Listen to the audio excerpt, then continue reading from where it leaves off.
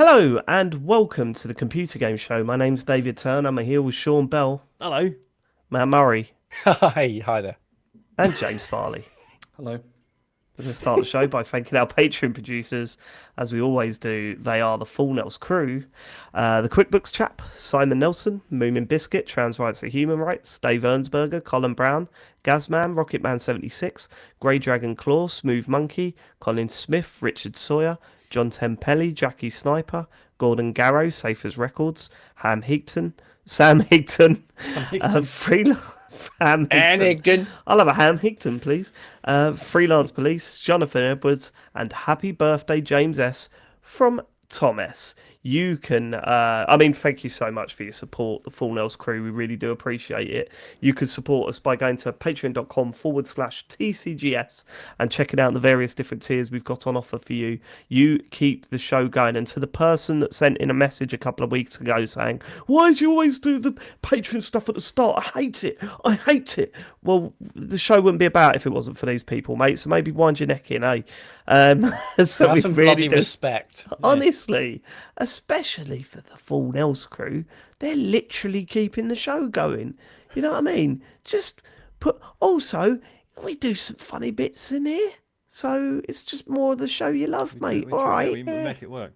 I hope when all the full Nelsers, The film Nelly. I hope every month when the money goes out, they just think of that person being like, oh, I hate this bit. yeah. Have a little chuckle to themselves. You're upsetting that guy. Thank you so much. Let's get some more Full Nels members so that bit's longer. Let's really rub it in. This is like half an hour to read all the names out. Patreon.com/TCGS. We just put out our bonus show and our bonus show, which was edited by James Farley. Quite something, James, I must say. Quite something, your edit. Quite a few people got in touch to say they thought you did it on purpose. I wish that was true. What was great is that I saw the amount of people saying that they thought you were fucking with the audio on purpose, like as a gag, and knowing to myself that you did everything you could to try and not do that. And when you begged us not to put it out in the morning. Yeah. No, I'm still convinced it's a bit. No, it's not a bit. Genuinely was not a bit, Matt. I spent so many hours on that. Was he not texting you throughout? No. He was texting me throughout, going, "Oh, this is the worst thing I've ever done. Oh, what the fuck?" Basically, yes, of course we stitched you up. So mine, I got to acknowledge that. I turned the gain up on mine really loud, so it was all blown out or whatever. Sean, I made mine gradually lower in pitch throughout. It's just pretty incredible. You didn't do anything to yours, did you, Matt? Nah. I put a couple of bombs in there, Sean, as well, where I muted my mic on the call. Yeah. But I was just going wanker in the middle of someone talking and stuff. And don't shake your head. I've listened to 3 hours of you farting, James. So I know it's complete. It's a fair cop. The whole thing. It's fine. Yeah, I started listening to it and I was like, "Oh, this is not great." And I was like, "Oh no, yeah, okay, I get it. It's obviously a gag because it was so bad." So you're 100% swear it was not a gag, James. That was you actually genuinely trying to make a good edit. It was not a gag, and the worst thing is that. But you. Why listen, was Matt so loud? No, there's reasons why. Was Matt so loud? Yeah, what happened there?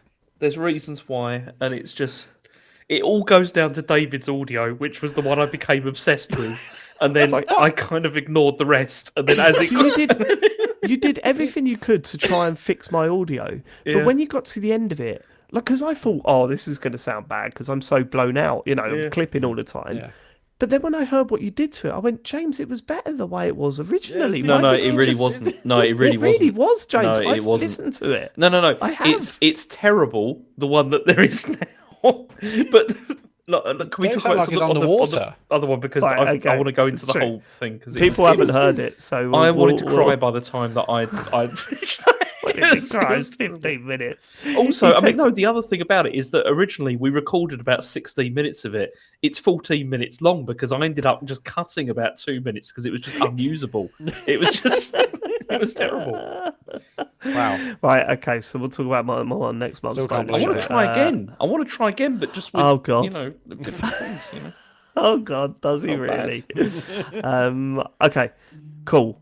So, that's Patreon done with. We made an announcement last week that TCGS Con tickets went on sale on Friday, just gone, and they are available now. You can buy tickets to TCGS Con North up in Sunderland, where you will be playing mini golf with us, you will be playing Laser Quest with us, you'll be watching In the Cuisining live, and you will also be meeting and greeting afterwards. Get all the photos, all those selfies that you want of you and James Farley. He's All committed to being in all of them. Please go to tcgs.co/TCGScon, all one word, and come and join us in Sunderland. I And if cannot we weren't wait. clear enough, it's on Saturday the 1st of July. We definitely said that in the past, but just to clarify, it's Saturday 1st of July. Yes, Some people might be Saturday down on 1st. Friday, so Yeah, make a absolutely weekend right. of it, why not? But yeah, the show and the day is Saturday the 1st of July. I believe we'll all be down there Friday, right? So Oh, yeah, we're that's the plan, treating it as a weekend away, going home on Yep. Sunday. So There's yes, also we will be down there for the weekend. There's also a Up bunch there. of gorgeous merch on the website as well. We've got t-shirts, is. we've got hoodies, we've got stickers, badges, mugs, tote I need bags, to you buy name that it. mug. I need to buy a mug. Yeah, I want to buy a lot myself. But yeah, Alright. tcgs.co/TCGScon.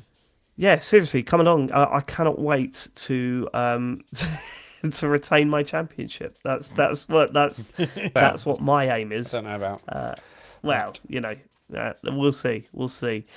Feedback, Matt, from last week's show. Everyone love it, did they, last week? I think they mostly did, yeah. We're going to start with Stank. My kids also adored Goat Simulator via Game Pass as a sandbox Yeah, for sure. clearly being doing broken and stupid things. But I soured a little upon finding the area where ritual human sacrifice is performed. Not the best topic to be teaching your 6-year-old. We eventually settled on them being allowed to play, but not to do the human sacrifice stuff. My son then asked, "Can we do the human sacrifice, but does not tell mum? Parenting is a fucking nightmare." Yeah, no, that's love all right, isn't it? That's Yeah, all if I right. had £1 for every time I heard that sentence, yeah, don't worry, that's really common. Sean, what do you think about the human sacrificing in Goat Simulator? So I You love found it, did the you? area where you can do it. With a star. Sorry about the noise, by the way. The fucking dogs have decided to wake up. They were nice and asleep on the sofa. Now they're roaming around, drinking water. I mean, it's my edit, so I could just remove it, but I've now brought everyone's attention to it. James to do I've it. got to speak now, and they're still fucking at it. Anyway, I found the area where you can do the human sacrifice stuff, and Isaac and I agreed it was a bit creepy looking, so we didn't Right. hang around. Fair enough. So I suppose what I'm saying is my Just son's a imagine nice you boy. both. I just imagine you both doing that under a blanket, like by candlelight or whatever, just sitting there. Because Just the thing with Isaac is there's so many things that I feel like probably should freak him out, and I'm like, Isaac, is this all right? And he's like, yeah, and he doesn't bother. Whereas perfectly innocuous stuff does freak him out. So I feel like I have to ask all the time, like, is this okay? And yeah, I don't know, it's weird. Is the All human right. sacrifice okay? okay. Probably love it. Ricky Next. Ricardo, feedback for the last episode of the podcast regarding the ActiBliz acquisition by Microsoft. Back in the 90s, the CMA blocked the merger of Warner Bros. With HBO, which is why we don't get HBO Max in this country, and it has to be distributed via Now TV/Sky. The deal could still go through elsewhere, despite it being rejected here, and the arrangement could be similar to Warner Bros./HBO, where ActiBliz games won't go on Game Pass in the UK. See, I'm not sure about this because I read that Oh, that yeah. was not the case because actually, the problem is that they become one company, and that's what the CMA is objecting to. It's I'm not 100% sure, but that's what I read. That Yeah, it because some was- people are like, there's going to have to be Activision Blizzard UK, and Yeah. that's what deals with the UK stuff. See, So 'cause are you what- saying? Sorry. So are you calling Ricky out there, James? Is that what you're saying? potentially yes. Calling Ricky Yeah. Ricardo a Okay. liar. I'm Well, I potentially mean- saying that his interpretation of this may be incorrect, but Let's I'm not not sure. let's not do the potentially. If you either go for it or you don't, mate. Come on. He's wrong. Let's He's right, there we completely go. wrong. Go on, Full of James. I shit. love that, mate. I love that. Good. Right, Ricky. Do you want to call him any names, James, or he's just wrong? Anything else? Ricky Ricky Wrong. Rick Rondo. That doesn't even work, does it? Rondo. I was going for Ricky Rondo. Ricky Wrongen. It's like, No, you cannot. No, No, that's a bit. No. That means Take that something back else, now. James. Take that that means back. something else. Take that I back. can't say Apologise. that, no. No, apologise to Ricky now. I'm sorry about that. Yeah, I You didn't cannot realise. say. You. Full We'll and tell him frank later. apology. This has been a Because roller what- coaster, isn't it, for Ricky? Because what upset me about Ricky. reading this was because, although, like, obviously broadly agreeing that big companies just buying each other constantly is probably a bad thing. I read this and I was like, oh, it does fuck me off that we don't get HBO Max here, actually. Yeah, exactly. Yeah. Yeah. yeah. The amount of times I've, like, listened to, like, podcasts are talking about, like, TV, films, cartoons, or whatever, and they're like, oh, yeah, and obviously this is all on HBO Max. I'm like, is it? Good. Great. I'll never Yeah, watch well that done. then. Thanks.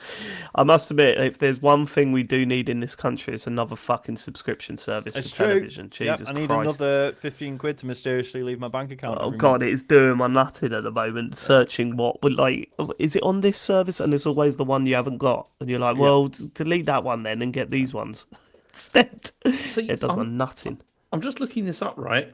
The word that I use, it says it's a dishonest or an unscrupulous person. What is?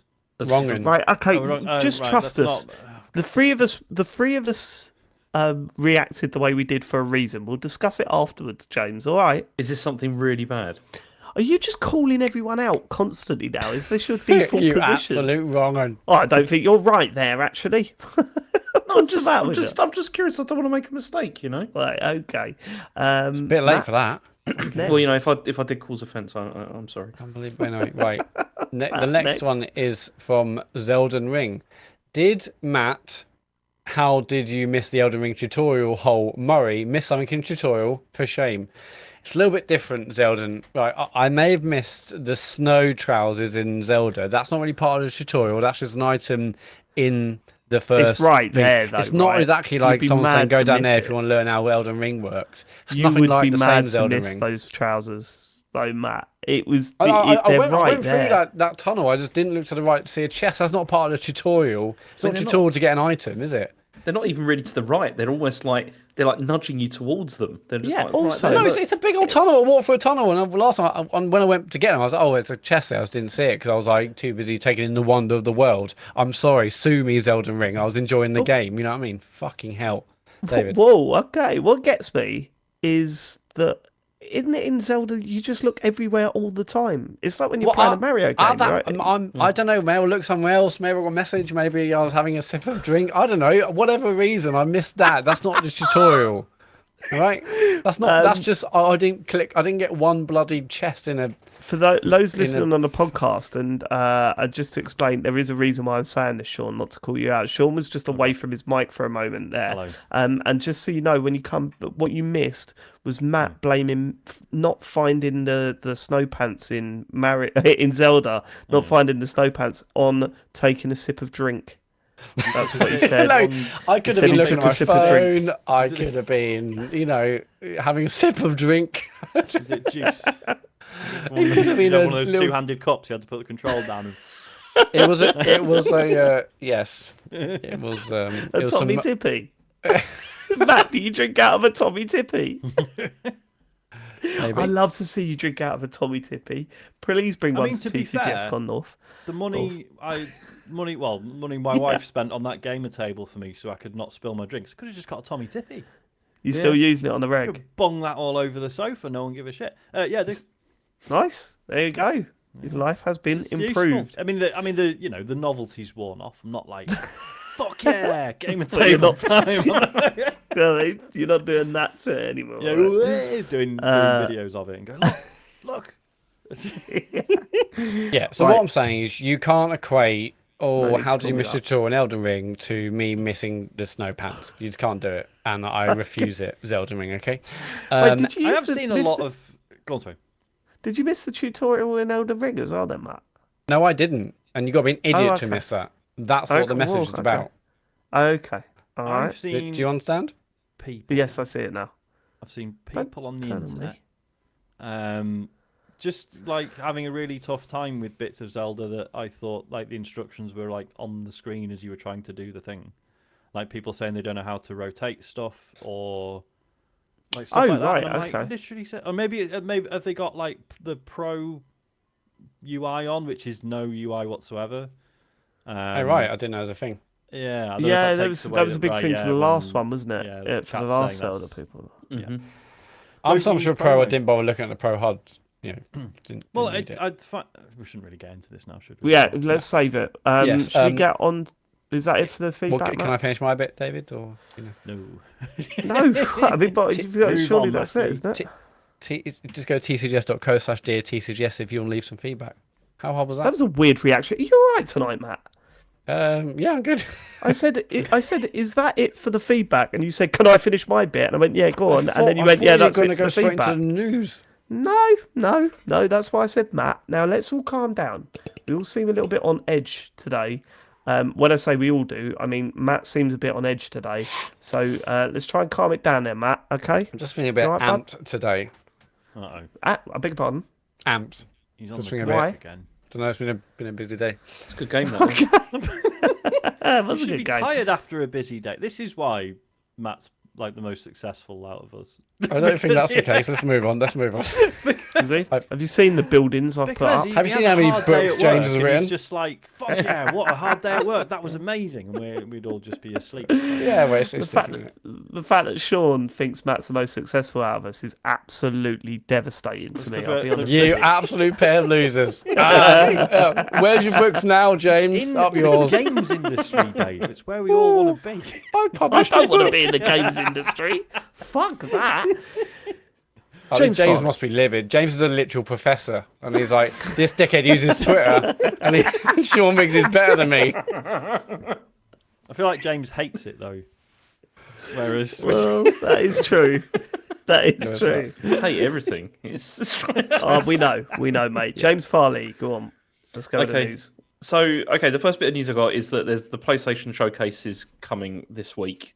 This is going to be on Wednesday at 9 p.m. UK time, and apparently it's going to feature. It says not only new titles from PlayStation Studios, but also announcements from third-party publishers and indie studios. And Ooh. it's going to be, but it's only going to be covering PS5 and PSVR2, Ah. and it's going to be about an hour long, apparently. Well, at least someone's covering PSVR too, eh? Hey! Okay, so this is going to be big then, because it's a showcase and not a state of play. Is that Yeah, right? I think Yeah. that's the idea. It's good actually because Okay. I've always said, oh, showcases are big, but then I think they've actually only had one. So I Always was said like, that. well, no, because I'm sure what I kept saying, oh, will it be a showcase this year? But then if I think about it, I think they've actually only ever had one. So I was like, well, maybe that was Okay. literally a one-off. But yeah, this is going to be big. I mean, lots of people are very excited about this, and the fact it's not a state of play should mean huge announcements. But What we we'll expecting? see.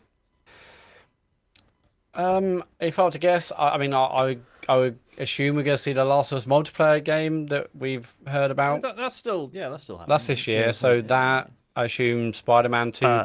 Spider-Man 2. Release date confirmed, maybe, I guess. Spider-Man 2 release date confirmed. We'll see a new Uncharted game. Ooh. We will see. I'm What else ready will we for that. see? We will definitely see a new Uncharted game. I'm almost Reckon? certain of it. Yeah. I reckon we're going Have to you not- see. I reckon they're going to announce an Astrobot game for PSVR 2. That's partly me praying for that, but that's If what I they do think. that, I'm going to be so devastated. Just do another. Just do a proper I one. was gonna say something, and now someone said it in the chat, and it's gonna look. Go like on. I've Just say it stolen anyway. it. I was gonna say, is it too early for something new from Bungie? Can't believe you That would copied the make chat. sense, actually. That would make sense. The reason why I say That would be good. Uncharted game, do you remember the trailer they put out at the start of the year that had a bunch of different live action Yes. versions of the game, and Very, one of them yes.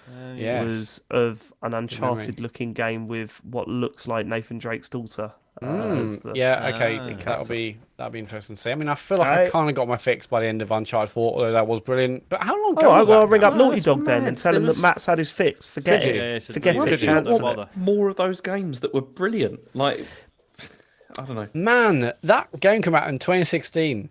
Yeah, it was ages That ago. is ages ago. Uncharted 4. Yeah. No Holy way. shit. 7 Wow. years ago. Yeah. Well, we are. Like, Fucking hell, we're well due, yeah. Harry turned around to me and said, what year did you buy the new Xbox? And I looked it up and I went, 2020.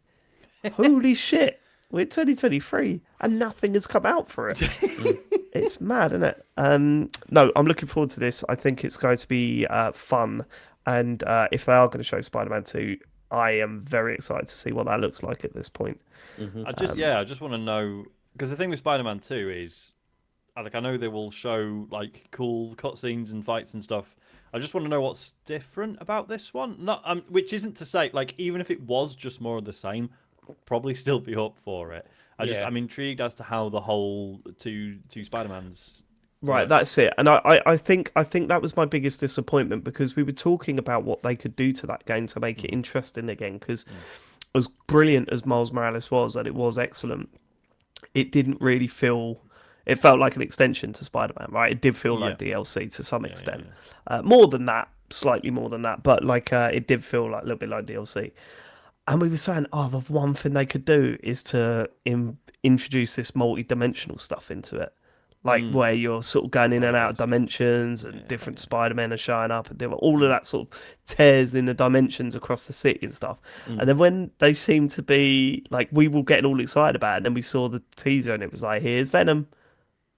Is that can't be it? I mean, Hopefully I that's not think just it. I wouldn't say I don't have high expectations for this, but I'm expecting it's going to be more of the same. I think from with Spider-Man 2. Yeah, but they've shown they can do sympathetic villains really well. Yeah, Really well, yeah, for sure. Venom is potentially one of those, right? I don't know anything about that guy, so Okay.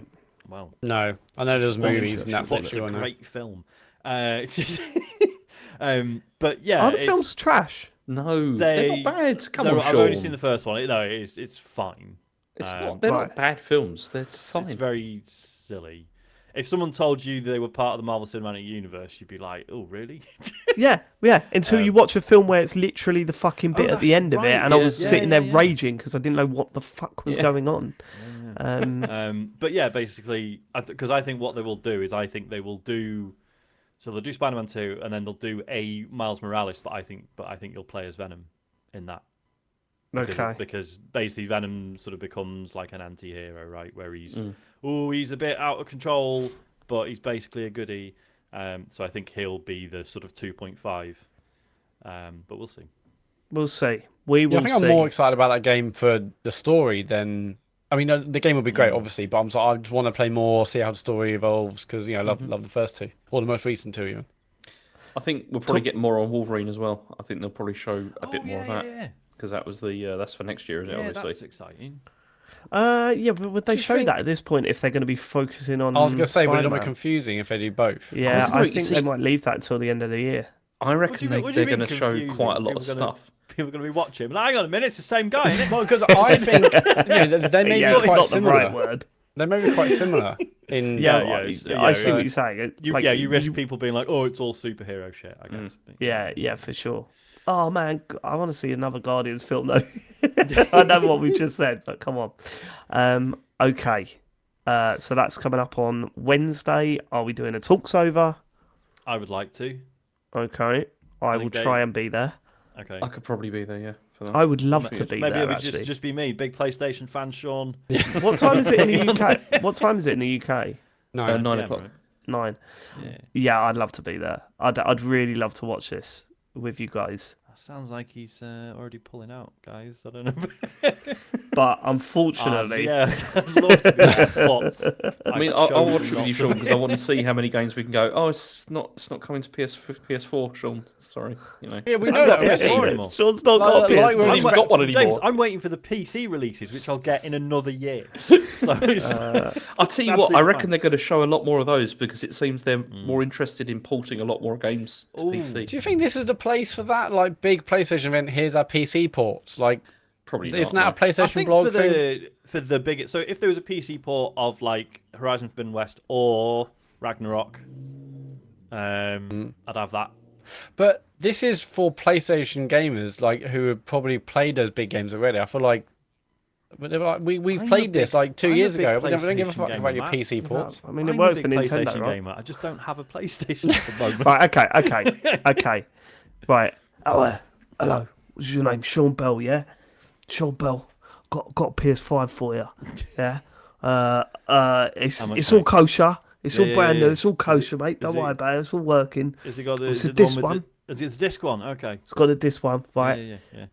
£400. 400 quid. Has it got any superficial damage? No. They said, oh, you see, that's £400. it's tempting. Has it got any games? No. It's got, Yeah, It's got more Astro games. Bot. it's got, It's got Astropod in it. Astro Bot, that doesn't count.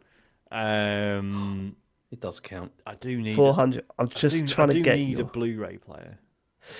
Said no one ever in No, I was going to 2023. say, yeah, what a sentence in 2023. No, do you know, I do need one because I recently read Isaac's got a Samurai Jack book, or I think it was probably mine at some You point. can't put books in Blu-rays players. No, mate. that's not. You need doesn't do discs for anything. that. Oh, well, I not thought that how was the they whole work. point. You could just Yeah. chuck anything No, in it. it's and a they book, just Sean. Imagined You a laugh, free but that's disc, what I thought the barcode battler was. I thought that you could scan your cornflakes and get Sonic the Hedgehog 2. I was fuming when it actually turned up. Go on. It's better than Sonic 2. You get an enemy of 10 health. But yeah, he loved it, and then he was like, "Oh, you've got a game of this, haven't you, Daddy?" I was like, "It's not a game. It's a disc with all the it's got the show on it. It's got all 4 seasons of the show on it, and I can't watch it because I sold Right. my only Blu-ray player." So yeah, go on, 400 quid. You would do that's your limit at the moment. 400 quid. That's where you would go to. If it was 400 quid and it felt like a sneaky rare opportunity. Oh, Yeah. you like the I like the danger. you like the sort of I like thrill of the- it. Yeah, You yeah, like yeah, the yeah. If Like it, the danger. I bet you're a fucking nightmare in like it was it service stations where the white van pulls up with the speakers. Oh, I never seen- understood that. What? Sorry, the You not what? heard- This is never. I've never witnessed this. What's this? It's a massive scam. You've like if you've not heard it, then it's mad because it is everywhere. So people turn up in a white van and like they say, "Oh, I was supposed to deliver these," but instead of taking them to the warehouse, they try and get to sell them. We'll sell them for like 200 quid. They're £1,500 speakers, and then you buy them, and then they're just like They're books in a box, right? In a speakers box, or they're completely they're like speaker shells or whatever with a couple of bricks in them. But then I always thought, who's sitting there going, "Yeah, I need massive speakers." Like, what's that? Who's that person? Yeah, that's surely there'd be a not better. me. I really like massive speakers. Okay, I'm sure there's definitely that. I've got person there. my massive speakers in the attic for when I think Isaac's old enough to be trusted around them. You need to get down the Texaco. Yeah. But also, David, if it is literally a box with loads of books, that'd be great for Sean's PlayStation 5. So That's true. That's true. Yeah. Win-win. That is true. You get to watch all of them. Speaking of that, I mean, is this too early for us to see, the PlayStation 5 Slim or whatever their, Yes, it's rumored too early slight for that, redesign is? Yeah, There's they'd be they're mad. Still shifting, They would right? be so absolutely mad to launch. But that all the now. rumours that it's going to be this year, which I find way too soon. That's all the rumours. It feels too soon because I think, but personally, I mean, this fucking hell. The current one is £480. Do you know what I mean? Like, If they- releasing a. I could see them doing a slim that's like maybe like nothing, not like the pro. Yeah, or anything I like mean that, Slim. but I just don't mean like a Pro. Yeah, Well, like a cut down, like a smaller version of it or whatever, maybe with a slight price cut or something. I could see that. Price help- cut, to help- Sony. What? Price to help cut. with. Well, I suppose that would help with distribution, right? Because those boxes are so fucking big. Yeah. that actually, Yeah, if exactly. you- like if they you can do pack a- more into the, Okay, containers. that does kind of make sense. It But I just don't feels- know, mean, they've man. only It's just not a got- really good look to announce a new version of the PS5 right now when everyone Well, is. in like the last 6 months, they did like a £200 controller, £550 headset, and now Exactly. they're going to say, "Here's this." But also it feels like they've only really just got over like all the stock issues and like, okay, but it stock's everywhere now. Here's a new version. Like fucking hell. Yeah, I don't know. We'll see. But I don't think it'll be this week. No. I think we'll be hearing. You look at the way they've sort of. Well, I know it's not the same, is it? But the way they've announced hardware in previous years is to show them. They've been very open about Yeah. when they're showing them off. It hasn't been a surprise drop. They've sort of either given specs to websites beforehand, or they have announced it on show, or they've put up on their PlayStation blog pictures of it and said, tune in on Saturday for like a whatever. Yeah, It's but I never think a been slim like version probably doesn't need that level of, preamble. No, and but also specs it doesn't here. need a surprise drop either, does it? How- I think How long has the PS5 been out now? coming up, it'll be 2.5 3 years in years. September or October. Yeah. October, Because I just had a think. look, and the PS4 Slim came out 3 years after the. Yeah, After which PS4. which people have pointed out, but the everything was different back then. Do you know what I mean? Like Yep. it was. I had it hair back feels- then. the consoles weren't as expensive. I don't know. The only reason I could see them going for it is because they could ship a lot more of them in one container over.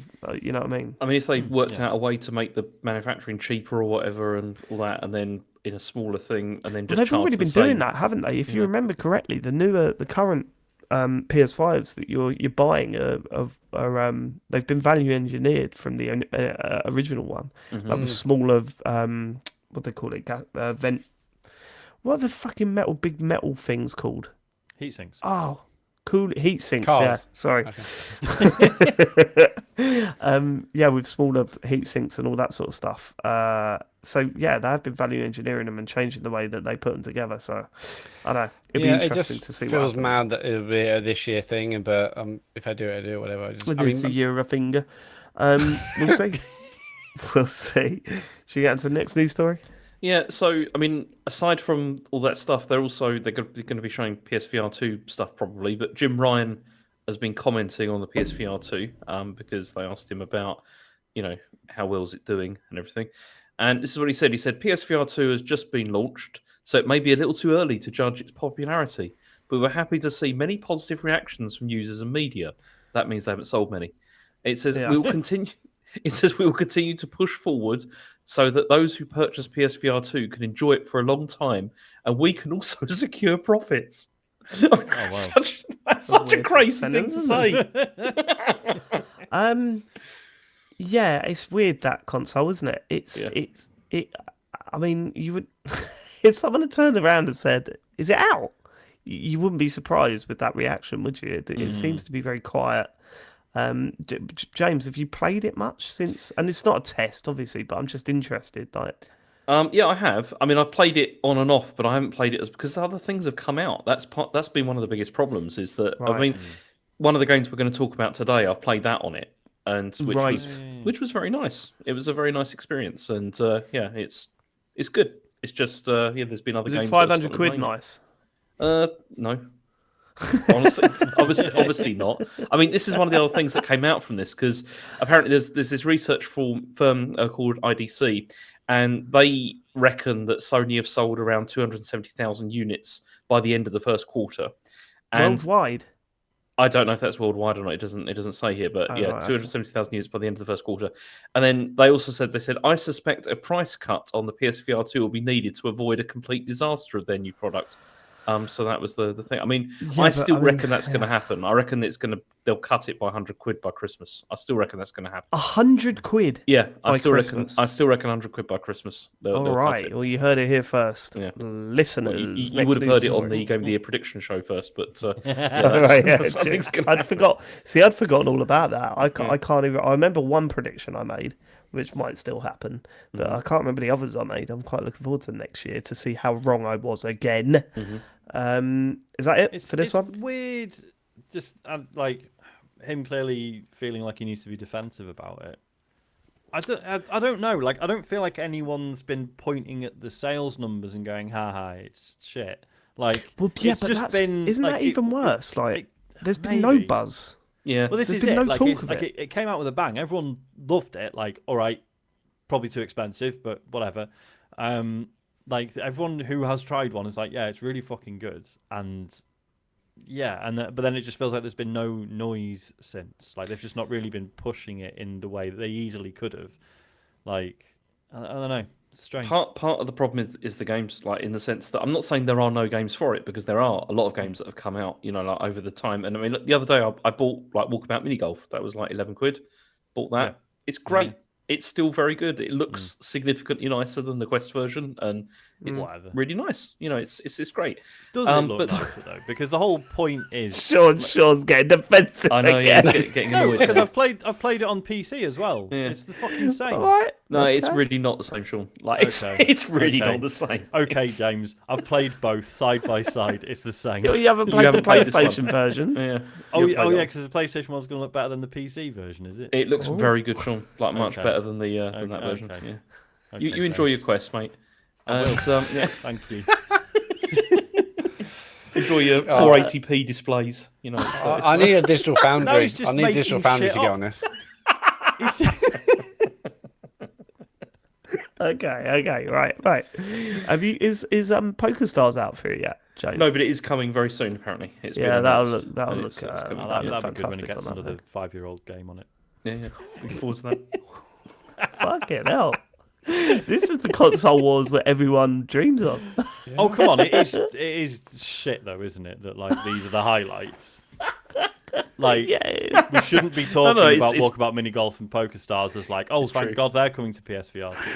There should, know what I there should, mean? in all seriousness, Yeah. there should be like more stuff like Horizon Call of the Mountain and stuff like that. There should be like some more proper release, no, not proper release. You know what I mean? Like some more like big, bigger budget kind of stuff coming. But, I think it's great that you get successful games on Quest on PS4 Now let's move over. What's the next news? No, story? and like I've said like loads of times now, like I want someone to challenge meta because there are certainly loads of problems with well, the Quest. apparently not. No, they're just doing a shite job. Sure, you don't like James to challenge meta. These I arguments are want based to in facts. That's anyone absolutely to fine. challenge meta, but just not like that.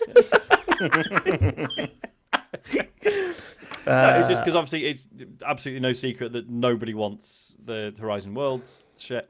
And I would like Sony to be like, look how successful you can be by just making a good VR headset and just putting good games on it. Didn't Meta come out with something recently saying, yeah, we were wrong about all that? yeah, basically, and they're like, now it's all about AI. We're just working on AI stuff. Yes, Found a new buzzword, guys. Oh, but they've put that into it now. They may have done this before the whole AI thing, but it's the first time I noticed it. Harry's been playing a lot of Rocket League recently, and he plays casual mode. And what happens with casual mode? If someone quits mid game, it replaces it with a bot. And I turned around and said, "Oh yeah, it's a bot," like that. And he goes, "No, it's AI." I went, "What? Stone, that's an AI." I said, "No, it's a bot."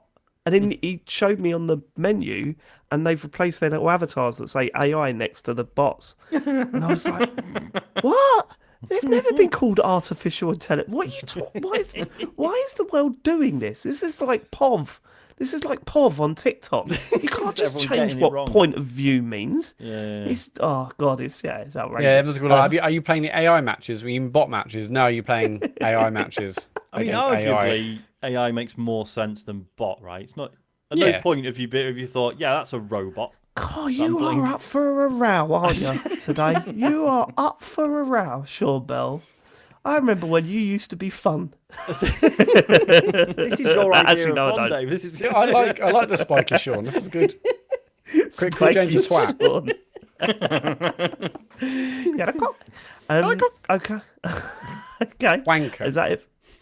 So that was PSVR2, but they have just released the PlayStation 5 accessibility controller, which is called the Access, and it does look quite impressive. Like, I mean, it's basically, it just looks like a massive load of buttons and things that you can customize in pretty much any way that you could possibly like sort of conceive. Yeah, it's like a disc thing, right? Yeah. Yeah. They announced this last year, didn't they? Yeah. And it looks Yeah. slightly different to what they announced. Mm-hmm. Yeah. So cool. All this But stuff. also- is cool. Still, I don't know. I'm pretty sure I said this when they first announced it, but yeah, it's just obviously it's interesting looking at that and being like, oh, but that's not like the Microsoft one. It's like, yeah, of course, because we're nowhere near establishing a standard for this stuff. And, Yeah. So we should be trying different things out and see how it works. So. And the fact that the two biggest players in the market, I mean, aside from Nintendo, are doing this, this is amazing. And look, I mean, this is wanky, but it does look like an amazing kind of feat of engineering. It looks cool, even showing all the buttons taken off and stuff. And hopefully it helps a lot of people.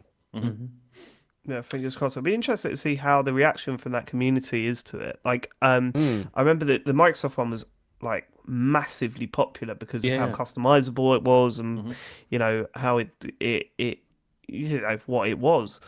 This one, it'd be interesting to see what the reaction's like, because obviously we don't know what people with accessibility issues in gaming need, so we can't really comment on it. But Well, that's just it, and obviously because it's such an umbrella term as well. well, exactly. Yeah. Exactly. Yeah. It's crazy. Go on. Okay. Next story is that Xbox are discovering. Right, so there's the episode title. Discover this. Discovering. They're discovering. Did it again? He did it again, that guy. Okay. They're discussing offering what they're calling timed slices and games with ads on PC and console. I So did this not like is this. Paul, This is Sarah Bond. She's the corporate vice president for game creator experience and ecosystems at Xbox, and she said, "We talk a lot about Game Pass because subscription is the latest option that what we we got. scaled. You have pay to play, then there was free to play, and then we introduced Game Pass. We've talked about how we're experimenting with other models, like what does it mean for advertising in games, which is more prevalent in mobile. Are there models of that would work well in PC and console? No. Are there other models which might have timed slices of games and stuff like that? Providing creators with options and choice enables them to experiment and do what they like. And What's actually time create... slices of games? Is that Well, the that's- whole come well, back so tomorrow? she- Well, no, isn't it not like Nintendo does like a 30-minute time trial? I mean, No? presumably it means demos of Yeah. like. Oh, you know, that's yeah, fine. time- Yeah, that's time just demo. fine. Yeah. then, 'Cause I isn't wondered it? if it was sort of conflating, so like a times demo with like a vertical slice demo, where it's like, here's a bit from the start of the game and then the middle and then a bit later on, Right. so you get an Yeah. idea of how things progress. Could be, yeah. I just maybe thought, it's, like, maybe it is sort of. yeah, 30-minute. I don't want to stop Weird, and mate. watch a fucking advert. I'm sorry, I don't. No one wants I'm that. sick of No, it. That's horrendous. I mean, And the ones on bloody for video games at the moment where they turn around and go, "Hey, I just wanted to check out. Hi, I'm just checking out this game to see if it's as real as the adverts say. Oh, it is. Yeah. Wow. I'm gonna cat up. Shut up. Is it Raid Shadow Legends? Is it? Yeah. It's a like- little soldier that's picking up a gun with a number on it, and you fight in the. Ah! Like, of Hates all it. the places to look for potential ideas or models of advertising, mobile is the last place to look. well, Yeah. for Well, us it's not, it though, is. is it? Money-wise. Exactly. Like for us it is. Like we look at this and it's just like that sounds horrendous. Like I don't want Yeah. you to bring like free to play mobile gaming to my console. Thank you. I genuinely don't think that will work though. I think the audience is, or maybe they're planning ahead, right? And then they're waiting for like kids who currently dabble in like shit free to play mobile stuff. Like Yeah. when they're old enough to have a console, they'll just Yeah. be used to that shit Yeah. and they'll accept Put it this way. whereas Put it we this way, won't. Sean. Put it this way. Mhm. YouTube. Yep. When YouTube was about for ages without adverts, Mhm. and now it's the norm, and we still on YouTube. So Yeah. we can sit and go, well, will they get away with this? They fucking will if they can. Mhm. Well, Do you know what I also- mean? It's Also, I feel like Game Pass is the perfect vehicle to deliver this as well. Because the thing is, if you sell a game for like 70 like pounds or whatever, it's much more difficult to then stuff adverts in that and say that this, because people won't accept that because they're like, I've paid up front for this. But if you have games that are on Game Pass where people are already saying, well, it's free, like whatever, I think psychologically it becomes a lot easier to then start but putting it's not these free, things is in. it? You're paying for a subscription service that's going to stick adverts in the middle of it. Like You are, if but then- you were paying for Netflix and there was an advert in the middle of one of the shows on Netflix, wouldn't you have something to say about Well, that? yeah, but Netflix are introducing. They want to introduce that kind of stuff as well. Yeah. Like they want to And introduce it's like just- ad-supported tiers and like it's Amazon like, want to do the same. It is like what I was saying to Joe. Is I remember there was one of the services that had adverts on it, and she was like, "Well, do we pay for a subscription?" It's like, Well, I mean, like Prime, like you watched Jury Duty was on gonna- yeah, 'cause that was Prime. on- That had ads because it was yeah, on but that's freebie. free. Freebie, That's yeah. you don't need a Right, that's not subscription for part that. of Right, okay. That's not part of the subscription. That's completely Gotcha.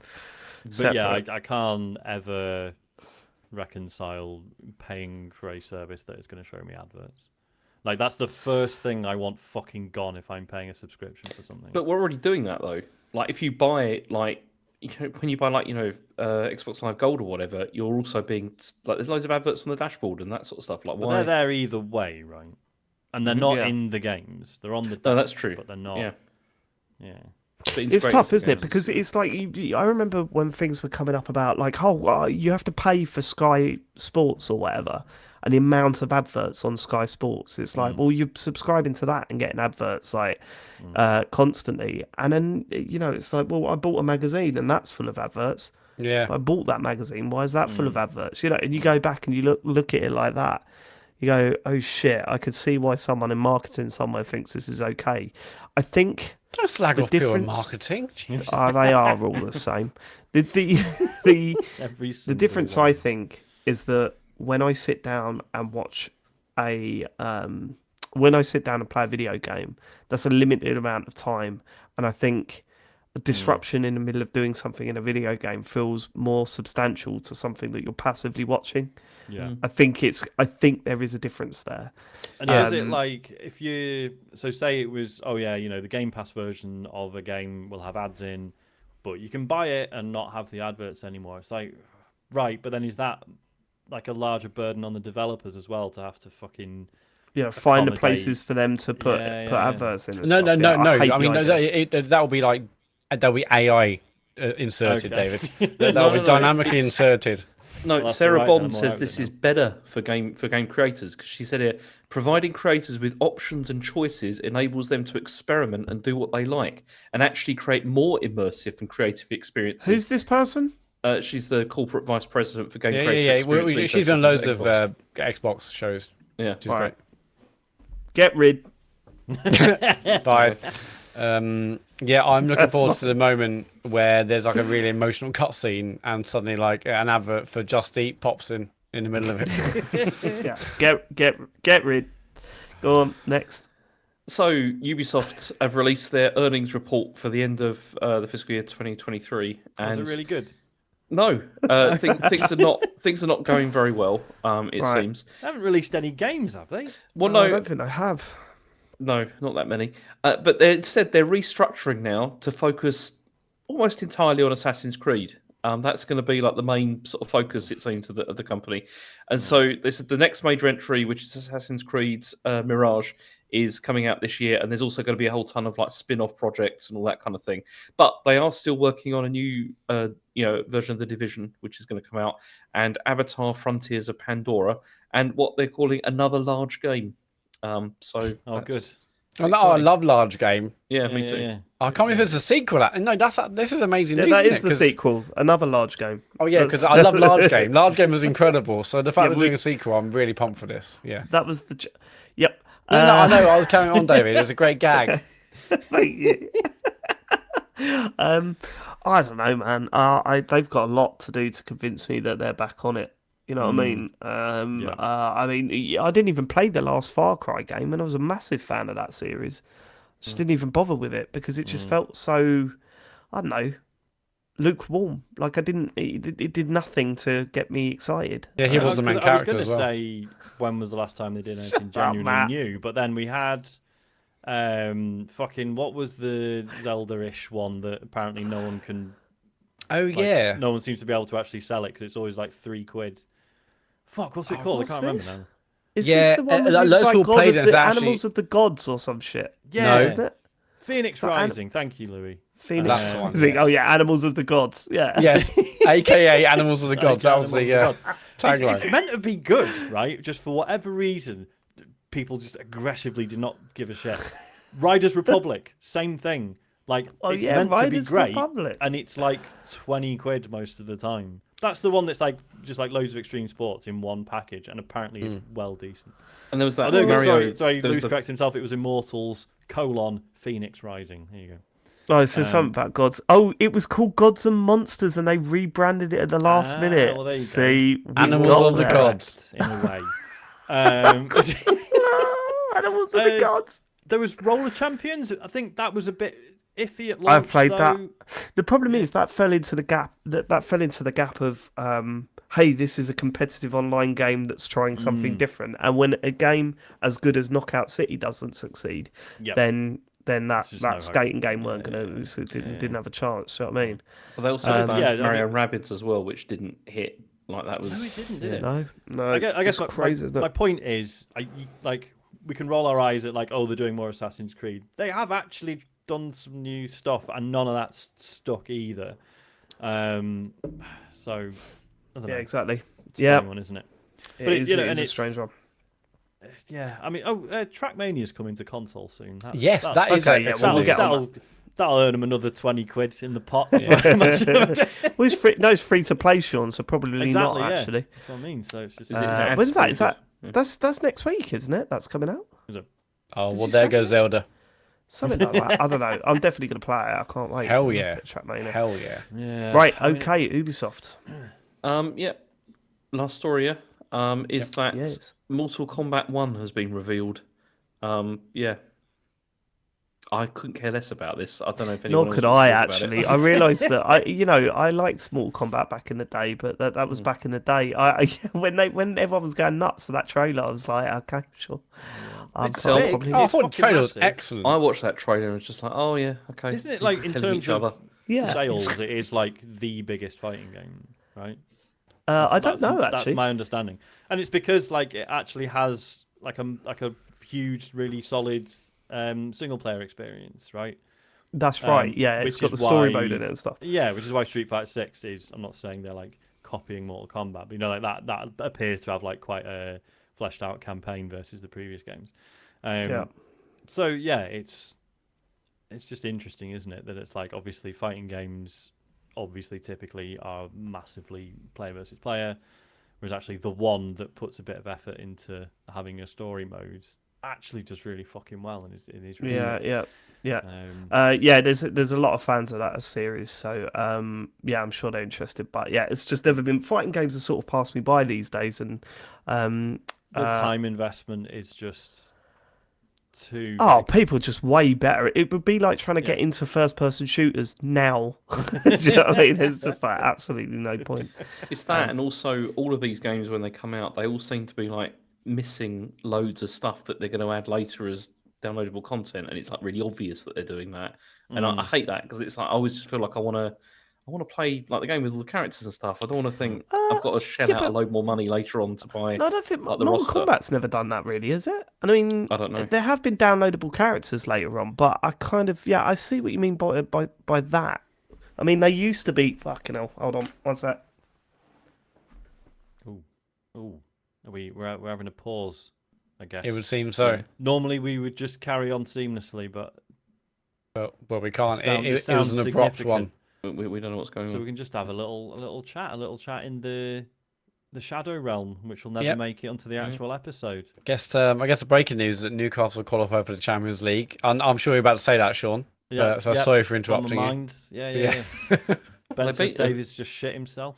Yeah, They've beaten I think he Leicester. has. maybe, Yeah, I think maybe. it was obvious. The one look at his face, you can tell he'd shit himself. So it's a shame, actually. I mean, obviously, when you get to a certain age, these things just happen. These things happen. Yeah, and well, we're not going to like dwell on it. We're not going to mention it. You know, it's just he's going for something at the moment, and sometimes you shit yourself. So Yep.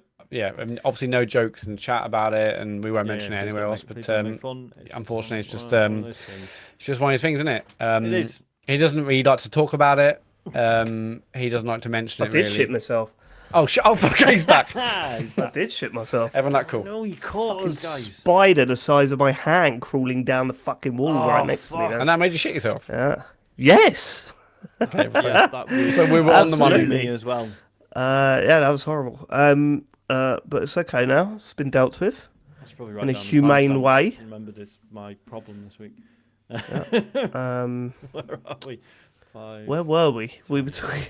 Oh right. We were talking about Mortal Kombat and oh shit. What was the last thing we said? Because someone in the chat help. What was the last thing we said?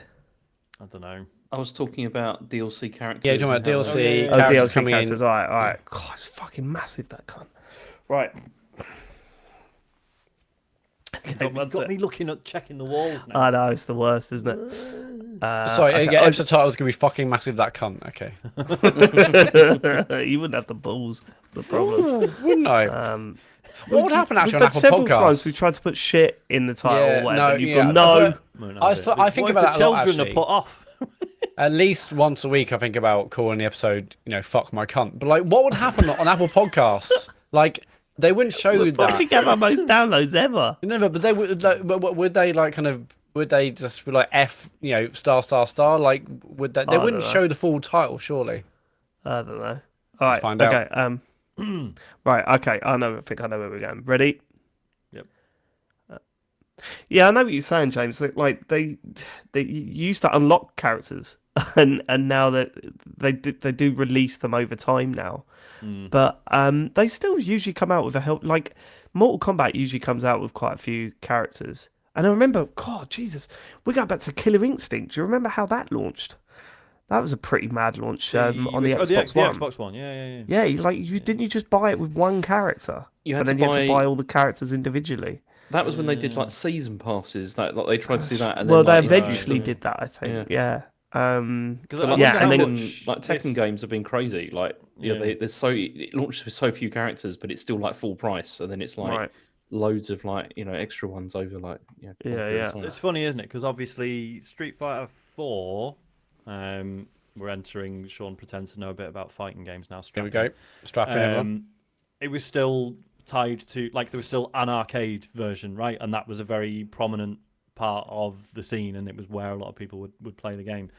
So I don't think there were DLC characters for Street Fighter 4. It was just there was Street Fighter 4, and then there was Super Street Fighter 4, which added a bunch of characters. So that was like the typical model. And then sort of as time has gone on, the relevance of the arcades has waned, and now it's like we can just fucking fire the characters out as and when. It doesn't have to be like an expansion. It can just.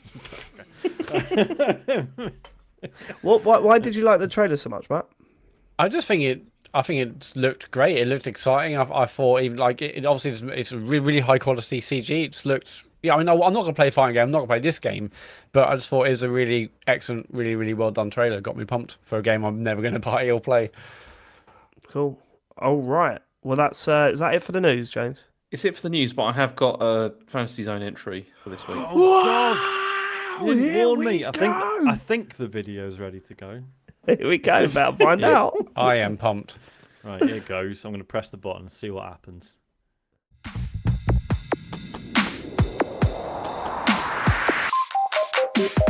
Guys, Fantasy Zone.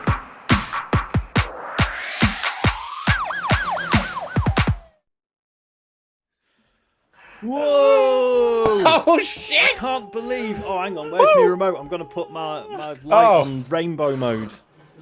It's going to be absolute. Press the button again a second time. No, we just started playing the normal show intro. Fuck. This is what happens in the fantasy zone. Yeah, when you're in the fantasy zone, anything can happen. anything can happen. Sorry. James, I'm excited, mate. It's been a long time since we've been. Is it the first of the year? No, I'm sure I've done. Can't be, others surely. Before then, yeah. It Can't might be. I'm sure I can't Matt's remember last texted me time. at some point this year. Yeah, I'll just with, check my with text. tips. Yeah. 2 weeks ago.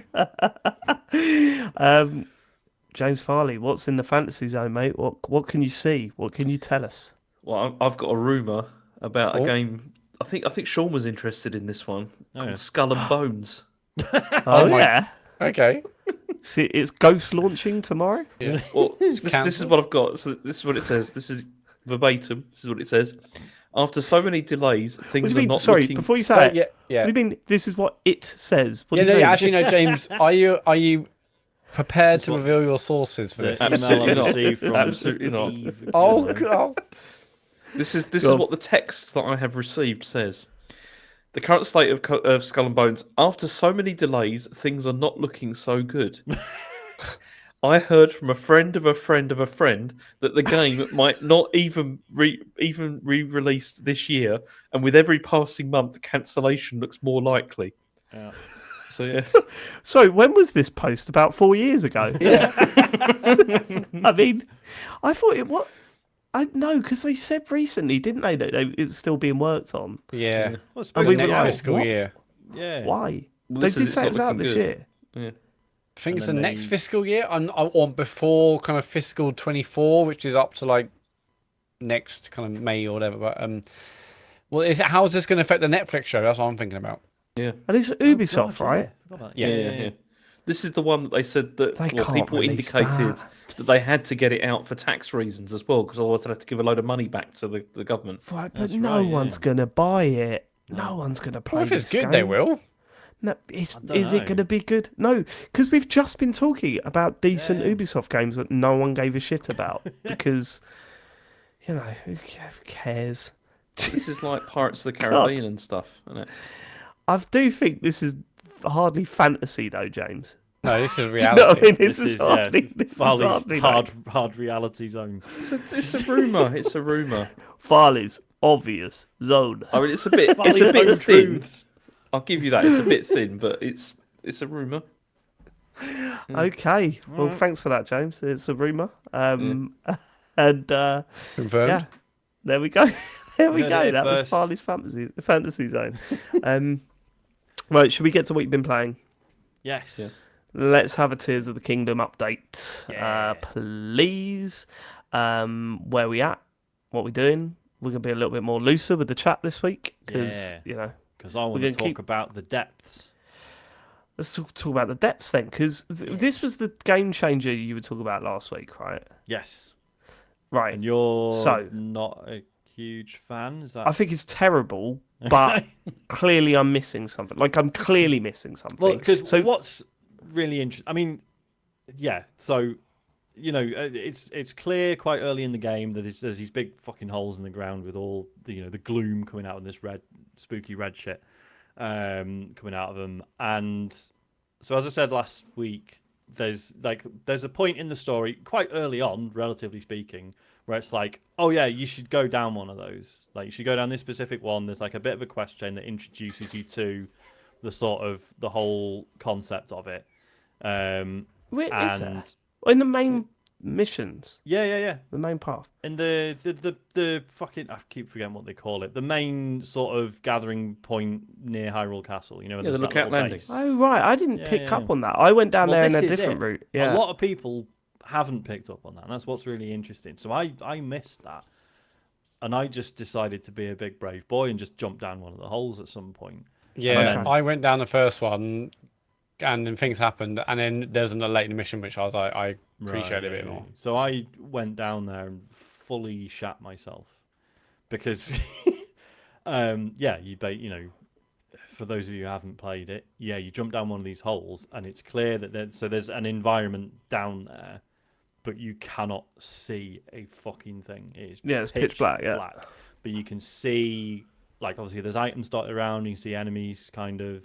You can see so there's loads of the gloom, the spooky red stuff that hurts you. You can kind of see that in the dark.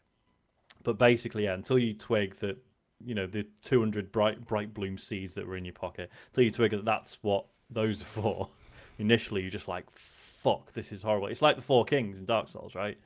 You Right, jump down it's and you're just really like, dark. Yeah, it's "Shit." insanely dark. Yeah.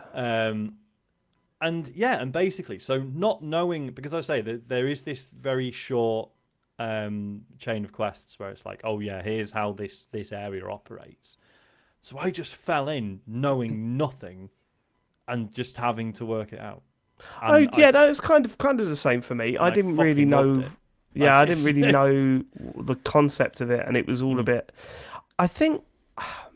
So, is there stuff down there that's worth seeing? Because the God, yes. stuff that I've been down there, and it's just a big open place with Have you done Robbie's mission, David? You no, must have done. Oh, you No. you haven't done that one. no. No, he hasn't seen Okay. it, I think. That's what, yeah. Yeah, so, No, so- that's crucial anyway. For I think. So I went down there. I went down there for because you need to get down there to get to the fire temple. So that's when I first saw it. Oh, And then I've just been popping down there whenever I see a hole, basically, and having a look around. And I get the same experience. I can't see anything. You need to find those seeds to light up a whole area. Do you which not have kind of shitloads like, of them? no, the big seeds I'm talking about that Oh, light right. up the whole Oh, big yeah, area. yeah, right? as in like the yeah. roots. Yeah, Do you know an Yeah, easy yeah, the way roots. of finding that? Well, not an easy way, but Go there's on. yeah. This is clever. each one of them is directly under a shrine. So if you've explored Oh right. the land, so if you've explored the land above, you know where the. So to explain, right, to explain okay, for fine. everyone who might not have seen it, so yeah, as you're traveling around this landscape, you can chuck these little bright bloom seeds, which give you like a small amount of light in a small area, but like off in the distance, you will see these like orange, like they're like roots that come down from the ground above. You get me? And then yeah, you activate one of those, and then it lights up a huge area, fills in a bit of the map. And this, and then so slowly you start mapping out this underground area, which you quickly realise is the same size as the fucking game. Like it Right. covers the entire map. Like, I would say the only thing that maybe I haven't liked about it. Firstly, I don't like the whole dark thing. It just does my nuts. Just find it annoying, right? Like I do just find it annoying. Okay. But ultimately, I the vast majority of the stuff that I've looked at down there has just been open wide space, and I'm just walking in darkness to get to the next thing, and I light that up, and it's just showing me more start open lights. chucking bright bloom seeds around. No, see what you it's do. not. No, it's not.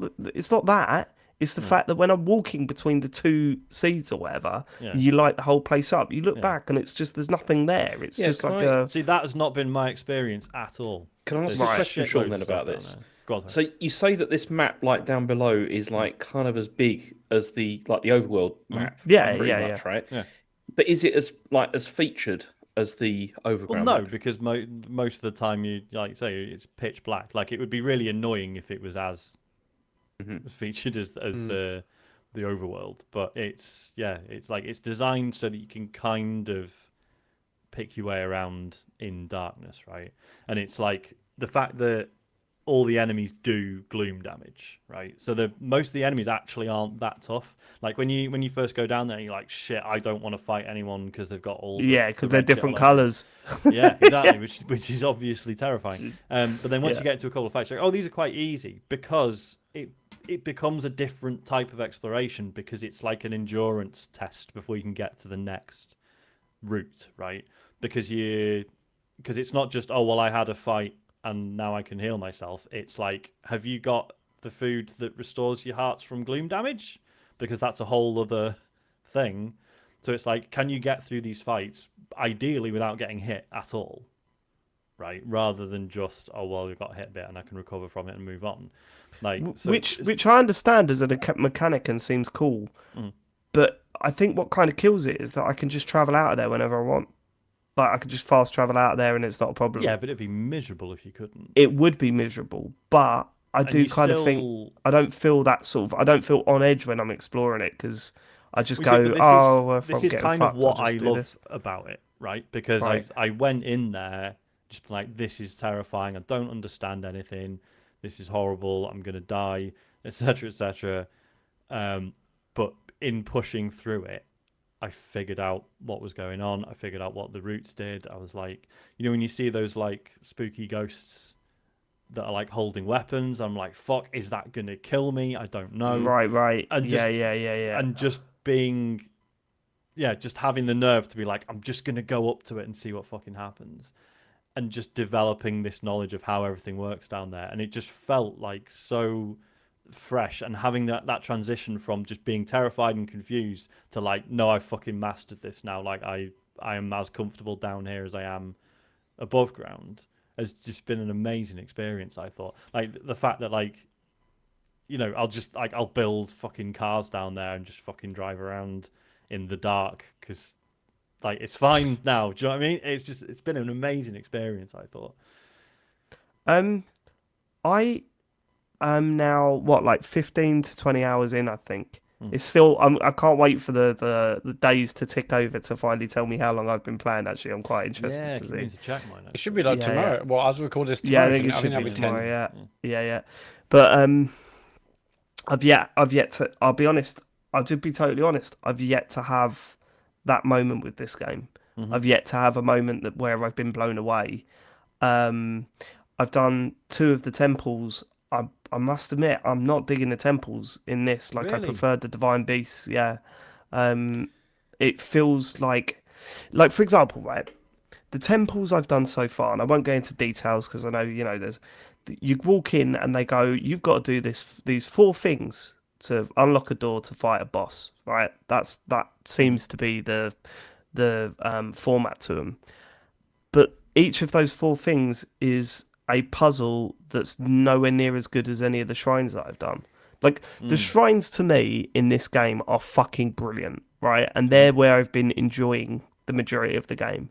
Going into a shrine and doing these sort of physics-based puzzles has it's been brilliant. I've loved it.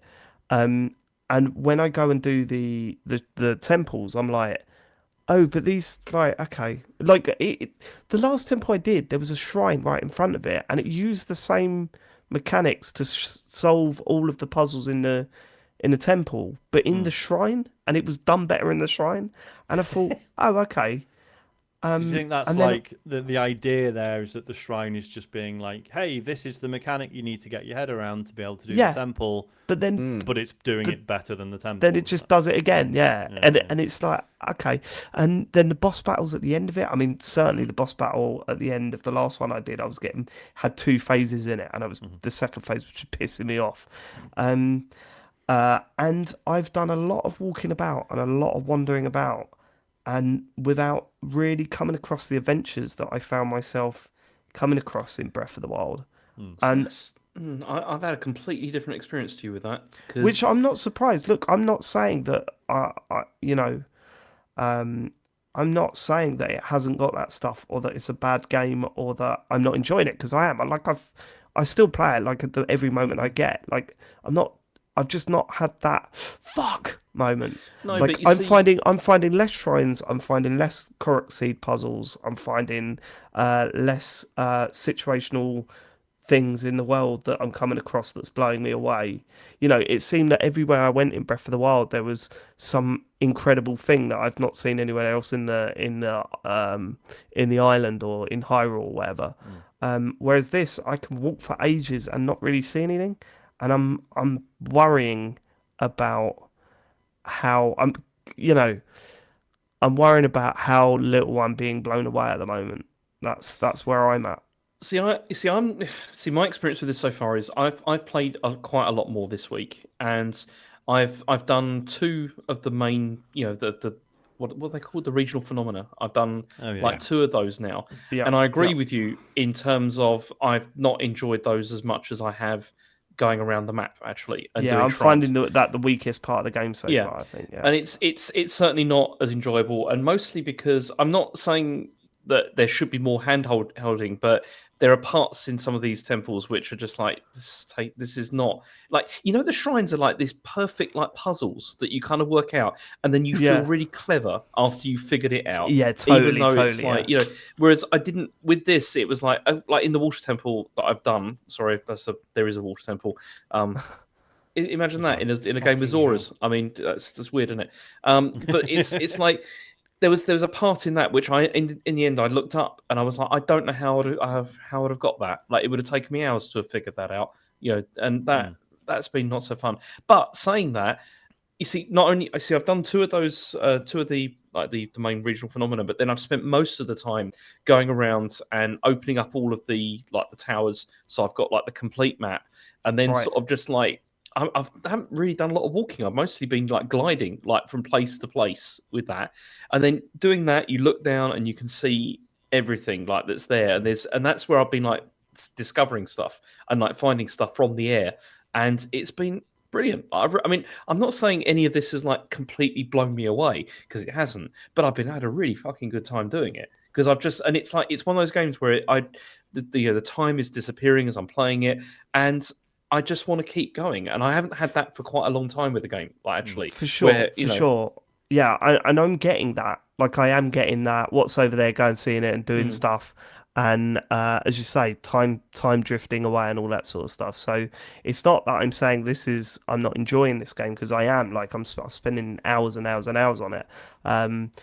But when I think back to Breath of the Wild. I'm thinking about the first time I went to the top of the mountain with the glowing stuff, and then everything was glowing, and all those animals were up there. Or, seeing the dragons for the first time and coming across like these incredible looking things and just being blown away by everything. And I think, look, But it's see, I'm it's getting all of almost that, it's but there's so much more stuff in this. I know, To but me, this that's absolutely surpasses Breath of the Wild. Like, that's no and I doubt. agree because it's not, you see, for me, like visually and stuff, it's like this is fine, but the stuff that's really, I would say, has more blown me away has been all the stuff like the construction stuff and like just how that's creative that great. is. It's Yeah, that's incredible. absolutely fantastic. That's totally brilliant. But I don't see. We're having different experiences because that's what Zelda is. You going off and doing different things, but yeah, saying I don't know how it surpasses Breath of the Wild. Like, and it might do, right? Because the So other thing that today, I've got in the depths, I explored around the whole the desert bit in the bottom left. But I haven't been there in the overworld. I've only done it in the depths. right, And then one of those dragons showed up, and I got on it, and I got the scales off it, and then I realized it was like pulling up, and I was like, "Oh shit, this is interesting." And yeah, and I rode it out of the depths back to the overworld, and then managed to parachute down to the city. cool as Completely hell. skipped. There's like there's this whole like sandstorm thing going on. It's meant to be super Yeah, hard to yeah, reach yeah, the city. yeah. Just like, oh, there it is. Just fucking hopped out. It's honest, just fucking unbelievable. amazing. But also the other thing about it, like in terms of the mechanics this has introduced, like when you say does this surpass, like Breath of the Wild or whatever, for me, if I had to choose between which of these two games I'd want to play, Oh, the mechanics in this are 100% better. Yeah, I'd want to for play sure, this. for sure. And Yeah, I yeah, don't for think sure. I'd want to go back to to Breath of the Wild, the mechanics they had in that, because they were very limited by comparison, like to this. Like really, they were. Like this, you could do so much more in this than you could in that game. Like that game was perfect. It was a very, very good game.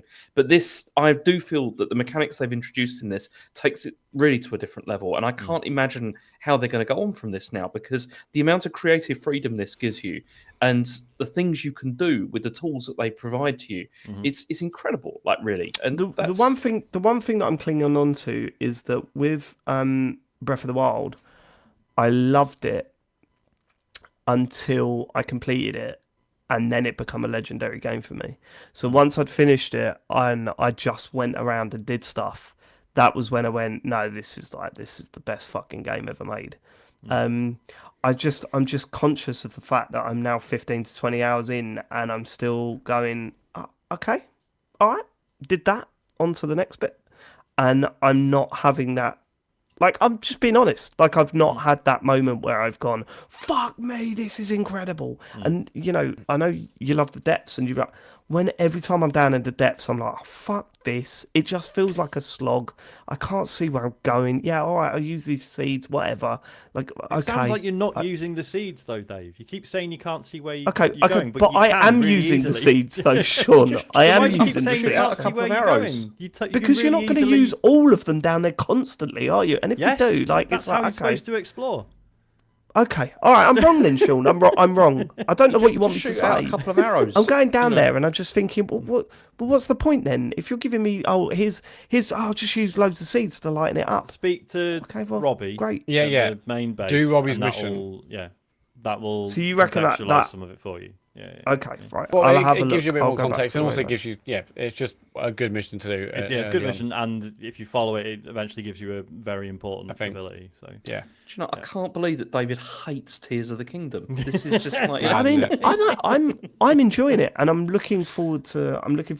Firstly, I'm looking forward to not feeling like I'm getting my arse handed to me by little minions in this game. That's going to be nice when that I starts. was in like the happening. camps, or Yeah, like sometimes you go up there and you go, oh, for fuck's sake, here we go. Or you get like shot a hit in the back, which actually is never too bad. The punishment for dying in this game is really slight, isn't it? It's not a problem yeah, at all. because I've really. had sometimes where it's respawned me like halfway through me doing an outpost or whatever. Oh, is it really? Yeah, that's I'm like, nice, oh yeah. shit, I'm right. Okay, I'll carry and on. the stuff then. you've collected, you still have that even once when you come back. So it's not like I have to go and get the chest again. You've got that even when you come back. Yeah. The other thing with the depths is shitloads of is it puff shrooms and fuck, what are the other ones? Muddle buds, which sound like some Harry Potter shit, but they're really useful. Muddle buds make enemies get confused about who's friend and foe, i.e. shoot one at a boss and he'll take out his mates. And yeah, puff shrooms are fucking incredible. They just basically big cloud of smoke, and they just stop enemies seeing you in that area. So when you're doing an outpost, or whatever, shoot one of those off, then just go around and stealth attack them all. I've seen. Yeah, I've used the. Have you done the flash bomb ones? Yeah, because they're pretty good. With a big crowd of them, you can just put them on an arrow and fire them into. And that's another thing. I do wish all right, okay, this is maybe, I don't know, maybe I'm asking too much here, but I do wish you could just craft fucking arrows out of wood. Like, I am a little bit pissed off when I run out of arrows. It's like, funny, yeah. because I was caught without arrows a few times and didn't think it was a big deal, and then realised it really fucking was. Well, Yeah, especially it's when magic it's art. like the abilities work so well with them. Like, it's so much fun to use the arrows, and you use them for everything. Like, I've used them for firing ice jelly at a fucking water to create a platform, or all that sort of stuff. Yeah. And you just think, oh, don't limit it so much, then, man. Like, I wish I could just. I've got tons of wood on me. What I don't understand is, so I was in the same position, and then just at some point, I don't know when it happened, I've got like 200 odd arrows now, Right. Okay. and I don't know how that happened. I guess I just got more bothered about smashing boxes and I don't know. But yeah, it's very shit when you run out of them. I'll Yeah. tell you what, I've ended up using arrows a lot more in this as well than I did in Oh, Breath of the Wild. 100%. Yeah, And massively. one of yeah, the main it's a- reasons for yeah. that is the fact that it's so easy to like augment them with stuff as well. Whereas Yeah, doing yeah, like yeah. the fuse mechanic, I don't think is that well implemented in this actually. Like in terms of Mm. like if you want to fuse like weapons with other weapons and stuff, it is a bit of a drawn out process. Whereas with the arrows, it's really easy. Just pull, See, I pull one find out. yeah, and then fusing attach weapons it. with other weapons generally isn't that helpful. I found. I've It's never all- actually done that. I it's didn't all even about think of monster that. parts, mate. Mm. Monster Yeah, parts. putting the monster parts on there is really good. Or what was it? One thing I've been doing recently is putting the what those balloon things that were in the first one. You could attach them to things. They're like a Oh. yeah. yeah. Put that on your shield. It's brilliant. You hold your shield up and start floating up. It's great. I've used that loads to get to places Oh, I that weren't is Mate, able just to get put to. a rocket on your shield. The fucking Yeah, best. yeah, I need to do that. Oh my god, I did one shrine the other day with those dragon head things that spit fire, Yes. and they're really good for lighting up some of those hot air balloons or whatever. Yeah, I was an idiot and didn't realise that you could hit them and turn them off. So I'm sort of trying to rotate them, but also like burning myself and just like firing directly at Link's face and stuff as well. Funny. Oh, and a little tip for anyone, because I don't want you to have the same experience for me. Right, there was a shrine with a huge ball and a small ball. Right, and there are two switches, and you've got to somehow create a vehicle. You've done this one, James, right? I've done this one, yeah. Right. It can be quite picky, right? Like, not a complaint. It can be quite hard to get the big ball up there. When you get the big ball up there, that doesn't get you to the end of the shrine. It just opens up a little thing to a chest. Yeah. It's a chest. That's fine. James, you don't know what I'm going to say then. So after then, that's when I picked up the fire thing and burnt my head off and died. Right. So then I spent ages trying to get that big ball back up there again because it wasn't working the way it was working before. Finally got it back up there, put it in there. The door opened. The chest was already opened because it just put me back. Yeah. Like from when the chest, Right. when I'd already got it. Yeah, yeah. So I was like, I just spent ages for fucking nothing. Also, what you get out of that chest is extremely disappointing for how Yeah, much wasn't it like flint or something? Yeah, it's like It for the was- effort it takes to get it up there, Yeah, and it was yeah. terrible because when I did that one, it's like I got it to float up, and then it got Yeah. stuck on something, and it was just like I can't. This is all going all over the place. There's fire everywhere. It was like it's ridiculous, but it was Yeah. really funny. It was really good though. Yeah. Just... Yeah, no, I like that shrine.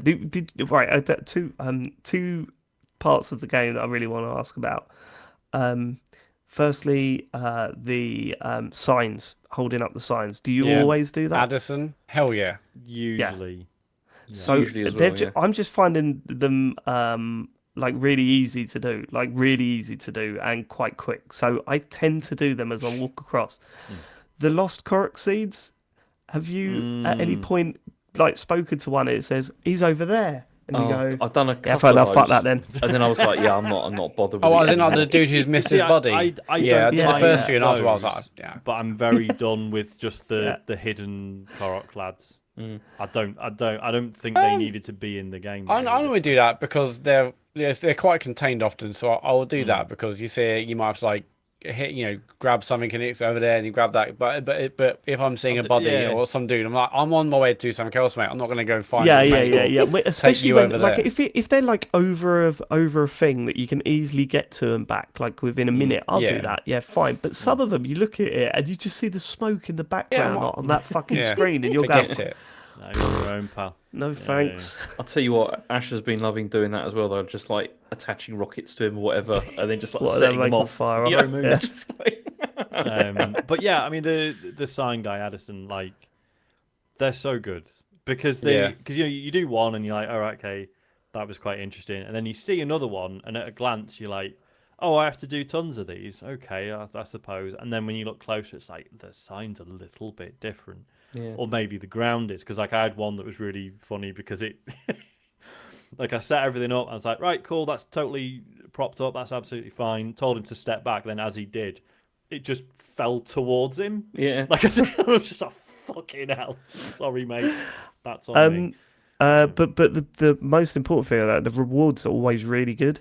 here's like some yeah. rupees. He gives you Here's those, some yeah. food It's that's some fucking insane. dinner. Yeah, yeah, Yeah, yeah. amazing recipe. That stuff is always pretty You know good. those like the Zonai like gumball machine thing as well. Yeah. Yeah, If you yeah, use like that. the vending machine thing. Yeah, That's really good. and it was funny because I had loads of those, like the things that you put in that, and I hadn't bothered using it. And then I put like loads of them in it, and then it was just like tons of them just like came out. Yeah. It was just ridiculous. It was brilliant though. Yeah. They're always really good, handy to have. Right, another question. I have got one question because I must have missed the text at the start of the game. How do I get more batteries? How does that happen? So it's convoluted. So do you remember early in the game there was the robot working at the forge? Yeah, You'll have gone past him. You might not have spoken to him. So I think I did. basically, there's more of those, but they're mostly in the depths. So apologies. Right. So basically, yeah, you find those, and they'll have a stock of what are they? Concentrated charges or crystallized charges. You buy those, and then every 100 of those you give to a guy near the main camp thing, and he converts them into a battery upgrade. For you. Okay. Right. It's a Why? bit unnecessary. I'll be It honest. does seem a It's bit unnecessary. yeah. And it is something that a lot of people seem to miss. Right. So Okay, good. Because I've just seen videos on like Twitter or whatever, and there's like they've got like 4 batteries, and I'm like, well, I'd like mate, that. there's people please. like fucking 20 odd. It's ridiculous. I mad. think there's like obviously farming strats involved. Definitely, I've seen some crazy videos with that. With like, in Oh terms my god, of, like, some of people the using have batteries. you seen the fucking air the drone drone? with the ground Yeah. one that Yes, Yeah, that's- and it that's comes off and absolutely then insane. yeah, absolutely incredible. I would say it seems to have been pretty negative. Even though I am enjoying the game. The Sky Islands have always been a treat. Like I've always loved going up there and checking yeah. out what's going on. I Have you? kind of wish there's an easier way to get there, and I'm assuming there will be at some point. But yeah, I've already unlocked one easier way to get to the islands, right? So that's pretty cool. But there's not enough of those islands to take advantage of that. So yeah. Have you really. seen or done any of the shrines that are up there as well? Yes, man. I have done one of them. There's one like I've in the done one of sky, them. and it was a puzzle to kind of get in and then move around it, and I thought it was awesome. Yeah. Sure, Yeah, there's maybe some seen really, them done it. really smart. Right. There was one that I did. I fucking loved it. It was. I won't go into too much detail because I don't want to spoil it. But it was one that I only knew there was a shrine there because I'd found the route in the depths first, Okay. and I was like, and I'd been where it was in the overworld, and was like, well, there must be a shrine there, and in sort of that sort of forced me to investigate. And basically, yeah, it's a puzzle that involves like you would only know it's there if you got the route first. And then by investigating the bit of the sky above it and then the ground, brought a puzzle together, and then I found the shrine. Oh, really? Fucking So, brilliant. like, you see the route of a shrine. I assume that's just like a shrine above, but actually, the shrine can actually be like a million miles in the sky as well as on the ground. So no, so the shrine was at ground level. It was just it involved a puzzle. Sorry, it was a puzzle that involved going to the sky first, Interesting. getting something, and then coming down. Yeah, it's fucking brilliant. Amazing. So I've got another couple of things I want to talk about. The first being like the busy work. There seems to be a lot of busy work in it, which I don't necessarily mind actually. So I come across the person down the well that goes, "I want you to tell me whenever you find a well, and then come back down to this well and I tell like me." them. Yeah. So I was like, okay, I'm fine with that because it's just something that I'll be naturally doing anyway. So I'm cool with that.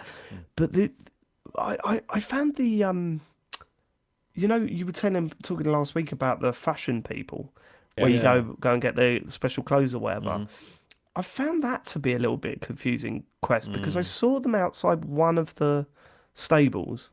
Oh yeah. And then they said, go here to where the X was. And I went there and they said, go and do this. And I went and did that. And then it said, oh, they're now at a different stables. So I was like, fine. So I went and saw that person at the stables and there was no thing about, did you get that thing so you can... There's none of that. They were weird. just like, oh, I don't know where my friend is or something. And I was like, right, okay, well then I don't know what I'm supposed to be doing. So yeah, I'm a little. Maybe I need You're to not start talking looking about the stuff up more. musical troupe, are you? No, no, I'm talking Okay. about the one with the fancy hat and the Right, thing, cool. and Yeah, then it's there's two the one on the groups, isn't it? horse, right? Yeah, there's two. It's like two groups, I think, that are trying to get stuff from Yeah. that. And then you Yeah, have to yeah, like. yeah, yeah, yeah. Have Yeah, you the done any of musical this stuff people. with the music troupe yet? No, I've started it, but I've They're not quite actually done cool any of it yet. because I they're might, yeah. little.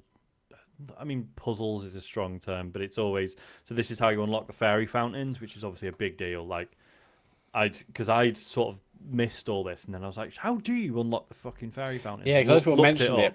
Yeah, so I went, Oh yeah, no, looked there's it something up, about something and about then- that band, right? Yeah, so after looking it up and sorting out, like literally the first fairy fountain I got, I was like, I can upgrade everything twice. Oh, Because, nice. because I'd left it so long. So So- yeah, it's well worth doing. But they're So- always sorry, go on.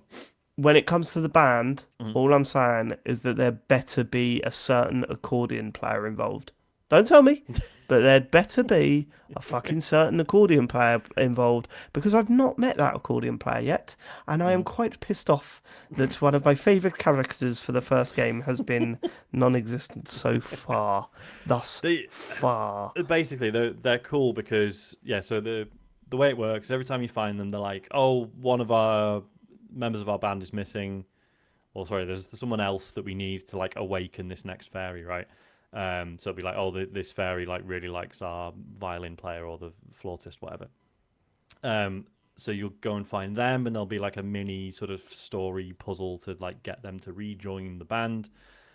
And then then you get there and they're like, right, well the fairy's like usually not that far away, like quite close by, but we need a vehicle to get there, and our vehicle's fucked, so you're gonna have to either fix that or just build us a new one. And there's always like a slightly different hazard involved each time, so you have to sort of customize the vehicle to sort of sort that out. So yeah, they've been really fun. Really enjoyed doing those. Mm.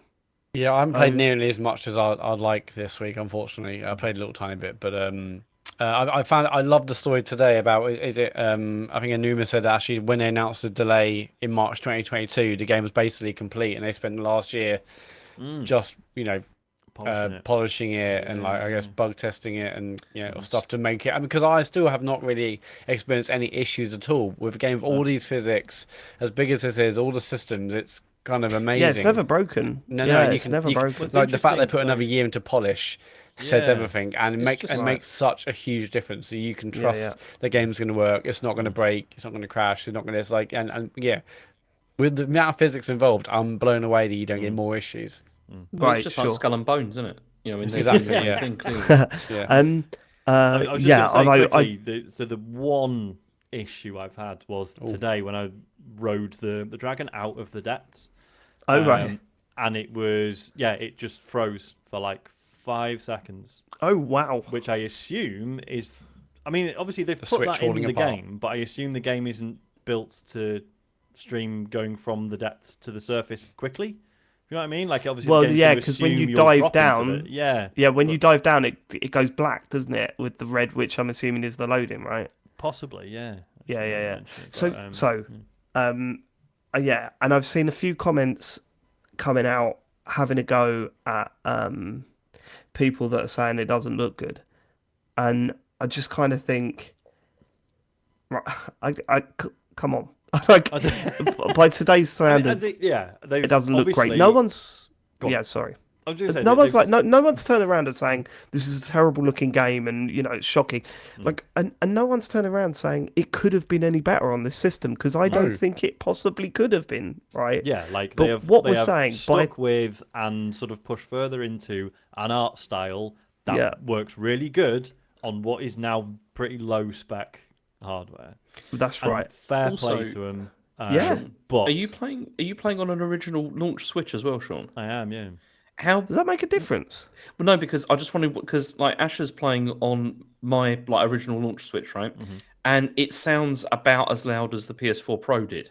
Like the fans Oh, are going really? constantly, like as he's Wow, playing okay. it. Oh no, but It's- mine fans have been all right. I have finally got stick drift on the left stick though. That's Oh, finally congrats. happened. Yeah. Contact cleaner work. Send Well, I've us got a a spare Nintendo boy. stick, so I'll swap it at some point. We already swapped the right one. Now it's the left one's turn. Nintendo will also do that for free now. Yeah, Well, forever. not with mine because I changed the case. So Oh, yeah, that's right. That's Except right. for Sean.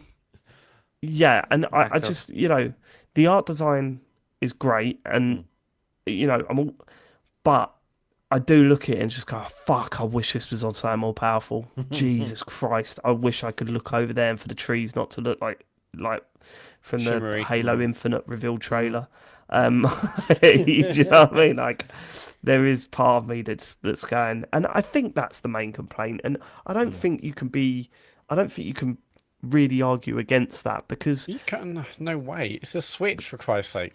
yeah, It's very and different to PS5 or Xbox. it is, well, obviously, but it's, I don't think it's wrong to say I wish this game looked better because No. I think imagine what it would look like if it had the right draw distance and all of that shit. Yeah, it's stuff like that, isn't it? That irks when you, you can be so like in the depths, right? There are often Here we these go. little best looking area in the game, mate. That's why I don't think it looks good, Dave. You haven't been in the depths Fucking enough. hell. No, Just call it Depths of the Kingdom. So there'll be these little sort of, I don't know, like little shrines, and they have a treasure chest in them. But obviously you're exploring, and it might be an area you haven't mapped out yet, and you might see it from a distance and be like, "Shit, have I already been there?" So you get your scope out, and it's like, "Oh, I'm too far away for the chest to have appeared, so I can't see if it's open or not. I've got to get closer right. first." Oh, okay. So stuff like that is And also I had a moment where I was walking through the forest again today, and the rain was coming down, but also the sun was coming in, and it created this beautiful moment that was completely ruined by how pixelated the shadows looked, and and I just kind of thought, oh fuck. Now, again, it looks incredible for what it's on, and I love the art style, and even the 30 frame stuff. You get used to it after a while. It becomes less of a problem the longer you play it. But I don't think it's fair to turn around and go, no, this game looks beautiful. What are you talking about? Because come on, it does. I think it does look beautiful. But by today's standards, it's not. It does it's look not beautiful, there. but in its own way, and I think, as I said last week, a lot of games I'm like, man, this looks shit, and it's kind of, I'm thinking about it a lot. For me, I'm just more like an appreciation of what they managed to do on the Switch. I think my mind is switched from the days of, man, this Switch game looks shit, to well, look what they've done on the Switch. Like, how amazing is the optimization and what they've managed to do on this console. So yeah, my feelings are more of appreciation than what if. Obviously, what if, it could look incredible. But this is not that kind of game, and we'll never see it like that unless you want it emulated on PC. But yeah, It looks better than Sonic Frontiers. Okay. course it Okay. does. Cool. That's. I mean, again, there will be more Tears of the Kingdom chat, and I wonder hopefully. when we'll stop. Well, We're I all don't know. finished I yet? think I think we've probably got another couple of weeks. I mean, this is what it's always been on this show. It's been a review in progress, right? And there's no way I feel that I've played enough to make a decision about what I think of this game. There's not even close. It's a It tricky feels like after 15 hours of playing, it feels like I have barely scratched the surface. Genuinely. And although today I've spoken about my worry that I haven't had that moment with it yet, that I've not fallen in love with the game fully, it's still, a very, as we say, it's still playing it constantly, and I'm still looking forward to going back to it, and but I don't feel anywhere near to have final thoughts on it, and I think that's when I'll stop talking about it. Yeah, and the previous one was so special. I feel like, if anything, it's going to take me longer to really truly form an opinion that really looks at this, maybe in comparison to Breath of the Wild, or maybe not. Or I think it's hard for me, actually, honestly, to judge it on its own merits, because so much is tied up to the special feelings I have with Breath of the Wild, and maybe how it compares, how it doesn't compare, or how it's different. But this is when I listen to an album of an artist I really love and I'm looking forward to, the first few 10, 15 listens, I'm just listening to music. It's only after a while I can really truly I was going to say, yeah, 'cause ascertain it's like how good this is and how it makes me feel. And I think this is going to take me way longer than a regular game to properly say, what do I honestly feel about this, and how does that compare to previous thoughts, expectations, Breath of the Wild, etc. Yeah, Right. it's like it's because we're all in the thick of it. It's like, how am I gonna like? I know I love it now. How am I gonna feel about it 2 months after I finished it? Do you know what I mean? Am I still gonna Yeah. be like Yeah, game? yeah. So like Citizen Sleeper, Disco Elysium, stuff like that. Games that have like just been like fucking embedded. Like they've laid eggs in my brain, and Right, that's right. it forever.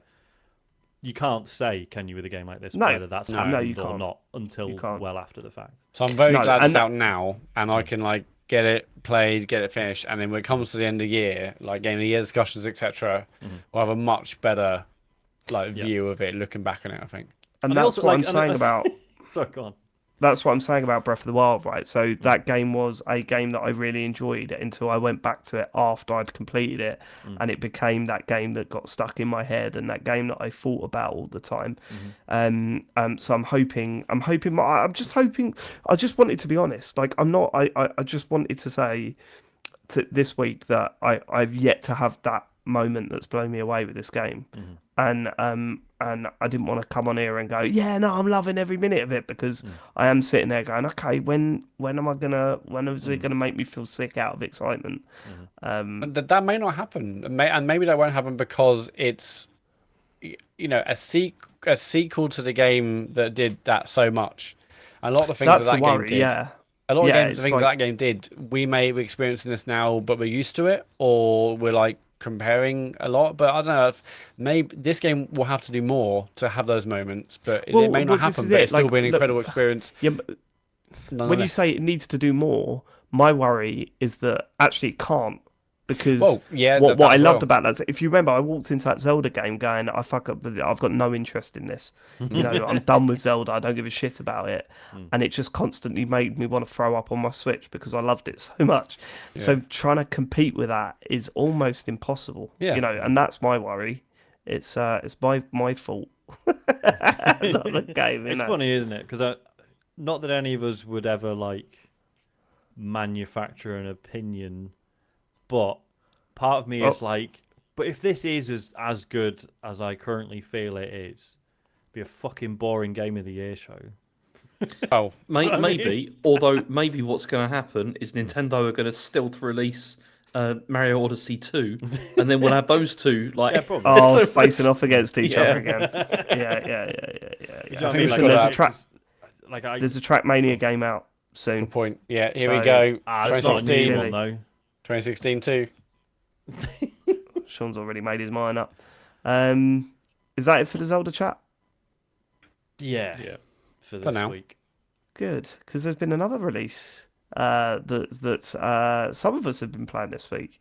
I've played the demo of this. I didn't think much of it, but I've heard nothing but good things since the full game has come out. Humanity, the puzzle game. Is this PC and PS5 only, or right? Yeah? Okay. Is it PS4 as well, or is it just PS5? I don't know. I don't know. Okay. I'll Google it. Tell me about Yeah. Humanity. Any good? So I've only played because I streamed a bit of this. So I only played about an hour of it. I do really like it though. For those who aren't aware, yeah, this is the. I mean, people keep calling it a Lemmings-like, but it's not really, is it? It's Right. more in line with. I was saying on the stream, it's more in line with like Zachtronics stuff.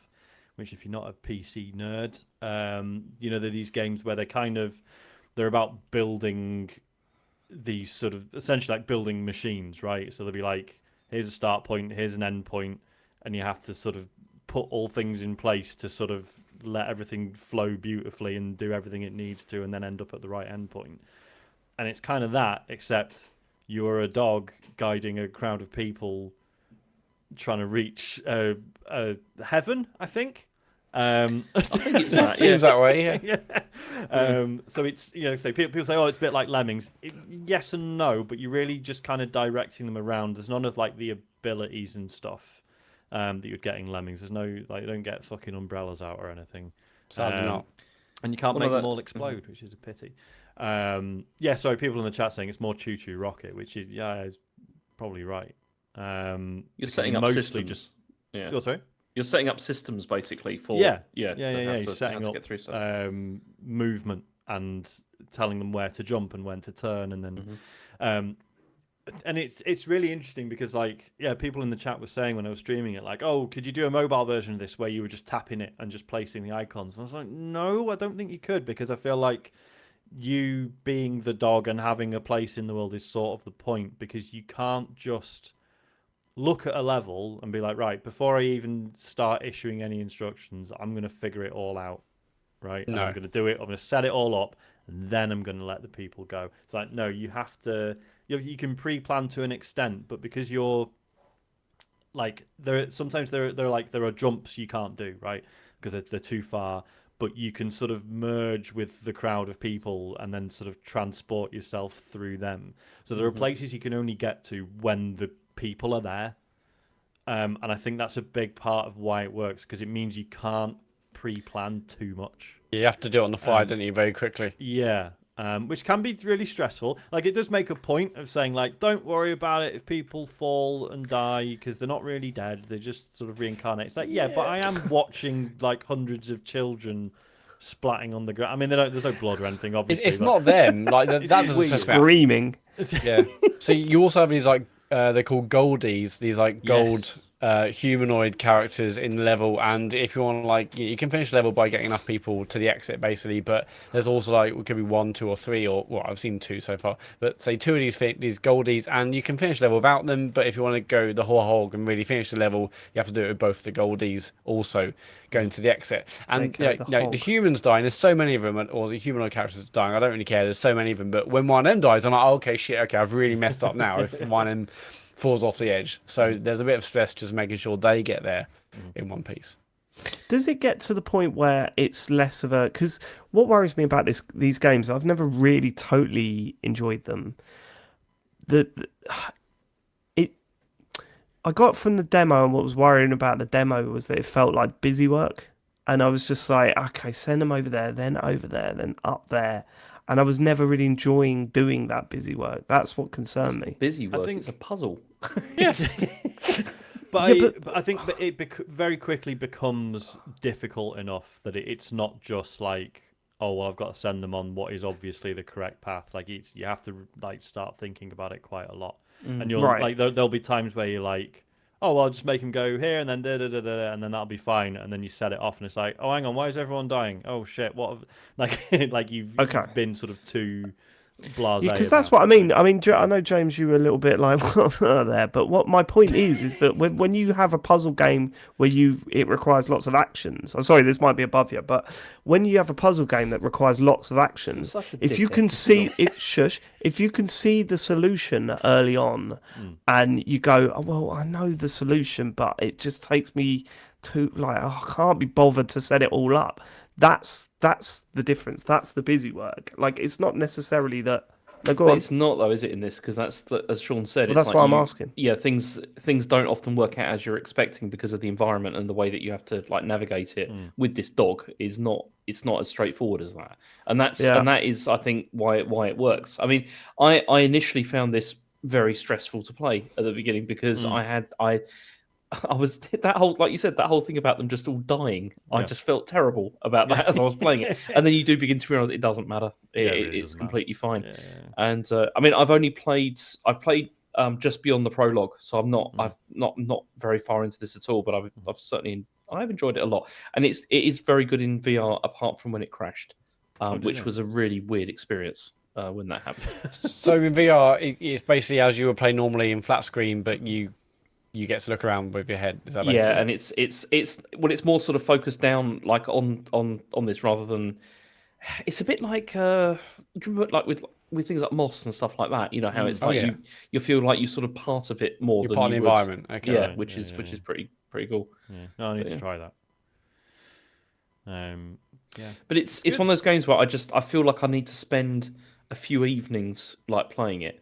You know, sort of sit down and just sort of, like, you know, plow through, like, a couple of the puzzles and stuff. Because when, like you said, when you create a system that works, it feels brilliant. Like there's that one early on where it's just like you've got these like the jumps, and they're all Yes. sort of like looping over You're each jumping other, over each Yeah. other. and you're Yeah, that's creating really like this good. sort of like conveyor belt of people and stuff, and it looks really cool, and it's just It's funny, isn't it? Because what I enjoy about it is like, yeah, when you finish like a complex level, it might have only taken you like 3-4 minutes, but you kind of look at it like, I already don't remember how I did the first half of this, like, but it works, and I'm just not gonna question. Like, I understood what I was doing at the time, and now I've built this like wonderful machine, and everything's working as it was supposed to.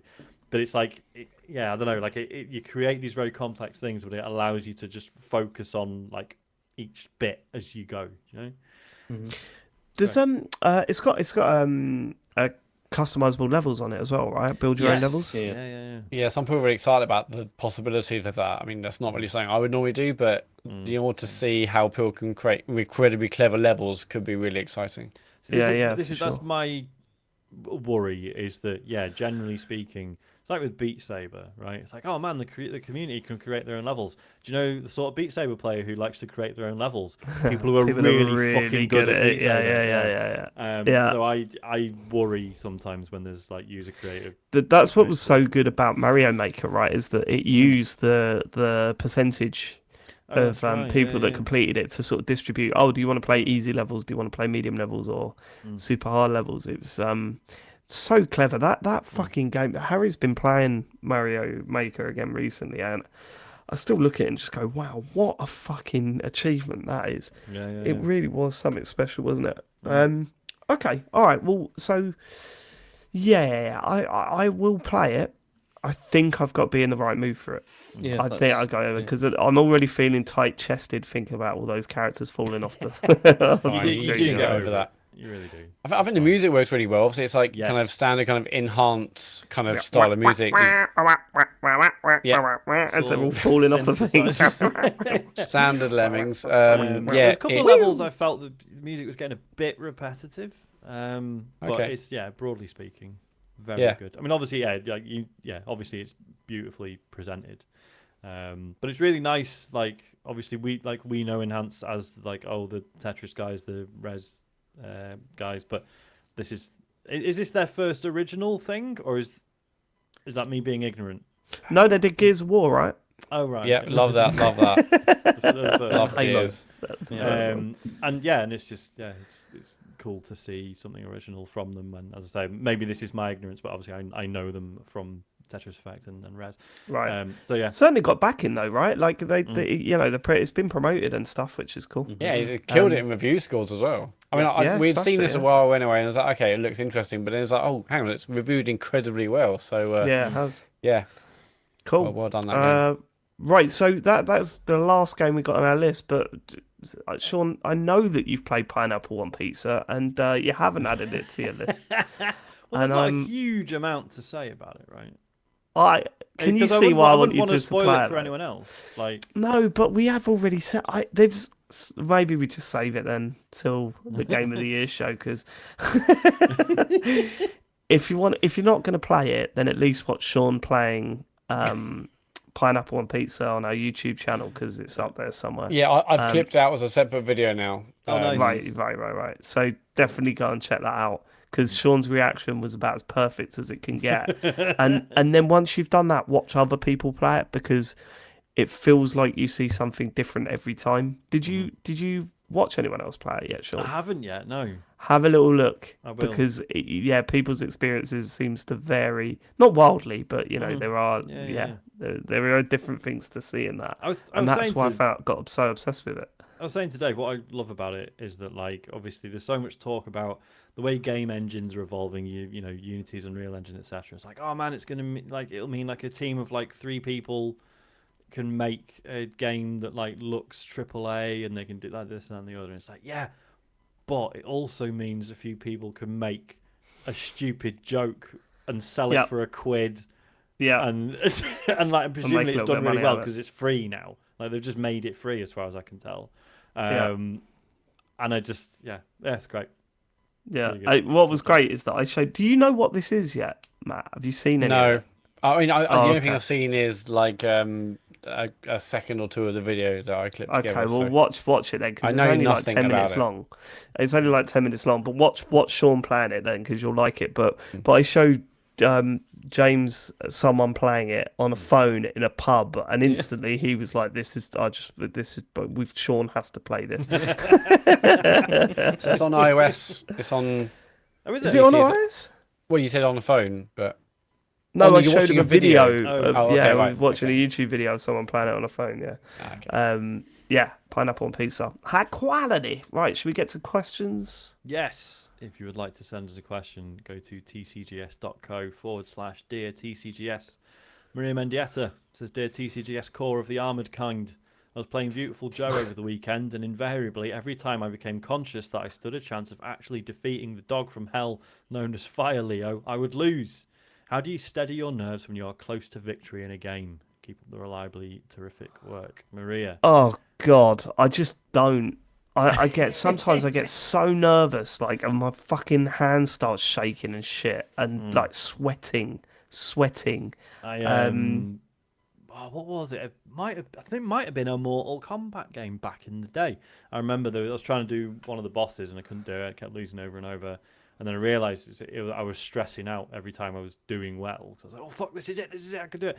And I self-taped a bit of cardboard over the enemy's health bar, Oh, that's funny. and yeah, it worked like first time. That's amazing. Ornstein and Smo. Ah, That was feeling sick. Feeling sick when that. Oh yeah, I forgot about Matt's experience with Ornstein and Smo. Just sitting watching someone do it, baby. Very easy.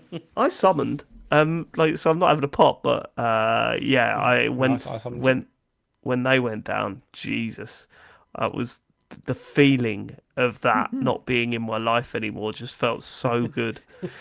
I'll never forget sitting watching James do. Was it Lord of Cinder as well?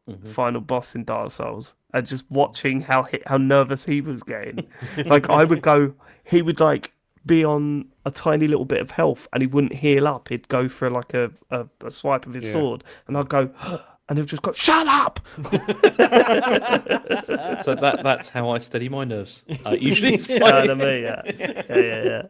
so I've Yeah. never. Cause I don't think I've ever streamed anything like really difficult, and I think No. it would do me in because not like I Colin feel Ross like- Wilson popping up every time you fuck up. Yeah, I mean, Would there's that kill you? Yeah. apart from him, very supportive community.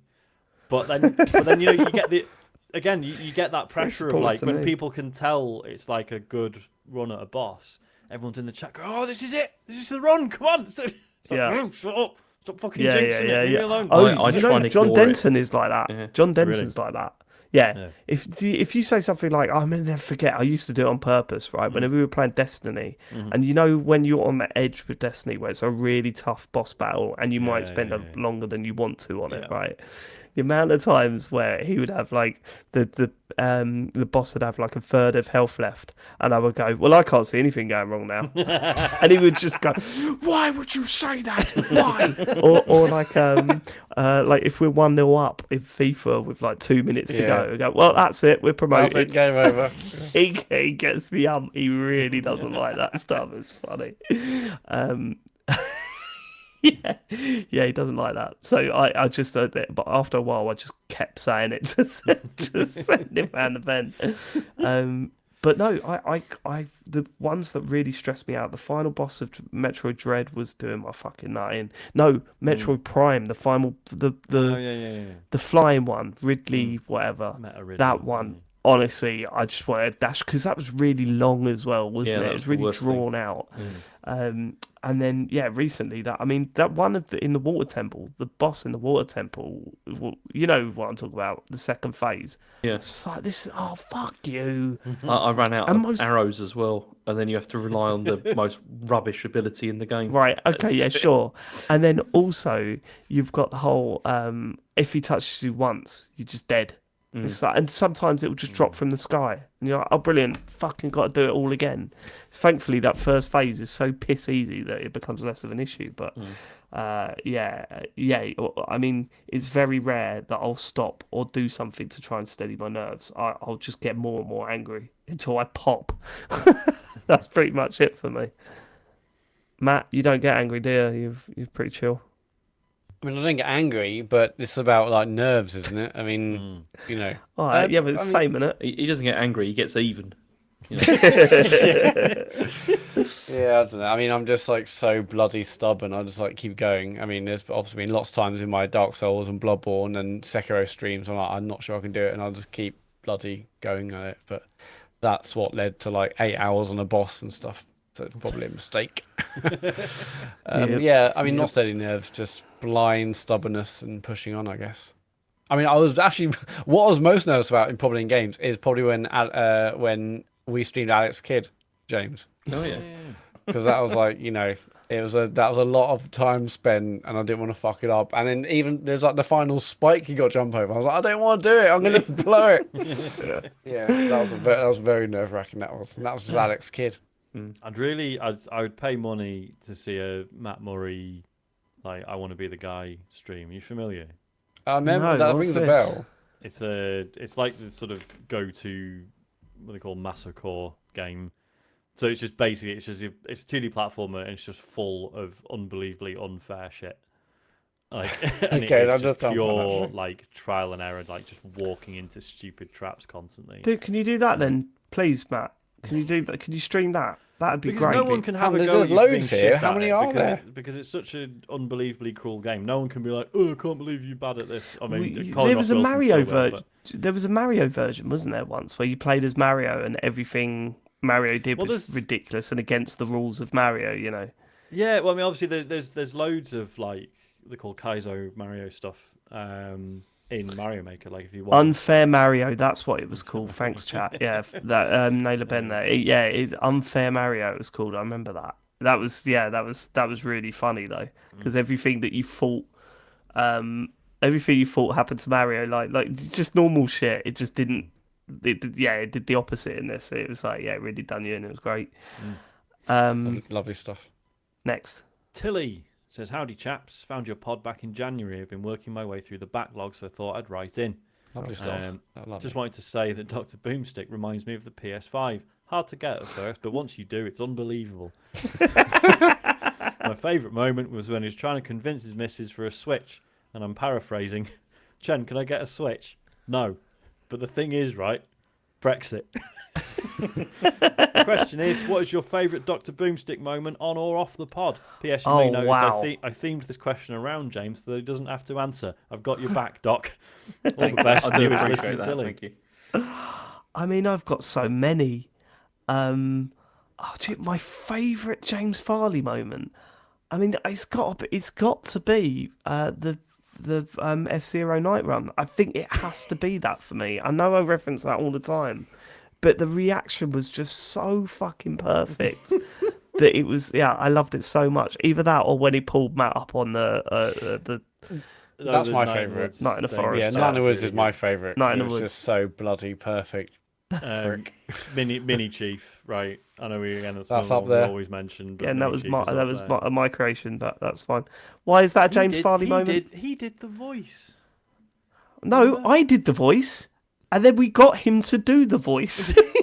That's just, come on. But you do voices all the time, Dave. Yes, Yeah, he and doesn't that's do like- voices. That's, I you know, don't. I never get credited for it, Sean. Well, yeah. No one cares when we just put out competency. You know what I mean? No one that's- like we have that's to the go worst. like. We've been saying this recently with the feedback on the show. No one writes it. Whenever we just like finish an episode and we're like, oh, that was really solid. People will enjoy that. No one says fuck all. I'm not moaning because obviously you're not. No one's going to write in and be like, really enjoyed that, lads. Yeah, no feedback, but that's all right. Like it doesn't warrant the feedback. But yeah, sometimes we put an episode out and it's just like fucking nothing. And then Matt emails us and goes, "Yeah, but it was our most downloaded show ever." Yeah. Inexplicably. Yeah. Yeah. Another big favourite James phone has to be the heavy rain door moment. Oh my god, yeah, the door boss. Yeah. Door boss boss was was good. absolutely incredible. That was really good. The bit where he nearly died the other week when Matt made that Rogue One joke and he sort of faded into the background. That was incredible. Yeah, that was a good moment. Him getting excited about the deputy leader of the Labour Party being at the Yes. Destiny launch party. That That was was good. Yeah. that was incredible. I saw this Yeah, I now. mean James is my favourite. It takes two. When he was when we went to a Life is Strange chat and he was checking out the Domino's app on his watch. That was very good. Yeah, I caught James That was a looking good at the Domino's app. What he said on the bus. Stuff like Oh that. yeah, James being genuinely hurt when we wasn't going to come to the GMAs with us. Or the Games Media Brit List or whatever it's Yeah. called. That was a funny James Farley moment. We all had to buy him a ticket out of our own pocket. Can we just move Unbelievable, on? To something else? The time he got his wife's photo on the t-shirt a million times and then gave it to her as a present. That was another good one, wasn't it? That was really good. That was very funny. What's up? Yeah. Why don't you like this, James? No, I'm just remembering all these things. He just doesn't like being exposed or observed or any Okay. perceived. Studied. Anyway. Yeah. The T-pose that he did in front of his class. Students, that was great. If you haven't seen that, let me know on Twitter and I'll send you the photo. It's quite something. Stand in front of one of his students got in touch and said, "I've just had a lesson with Dr. James Farley and he did this," and they sent us the photo and it was James doing a T-pose on a chair. It was really weird. This is just. Really Look, I can't even be bothered to engage with this anymore. Go on, just continue. Spyduck says, question, I liked raising chows in Sonic Adventure 2. What is your favourite game/activity within a game? I pronounce them as Cheos. Well, that's incorrect, Spyduck. It's pronounced chow. But never mind. I'll never forget getting an anaconda in Time Splitters 2.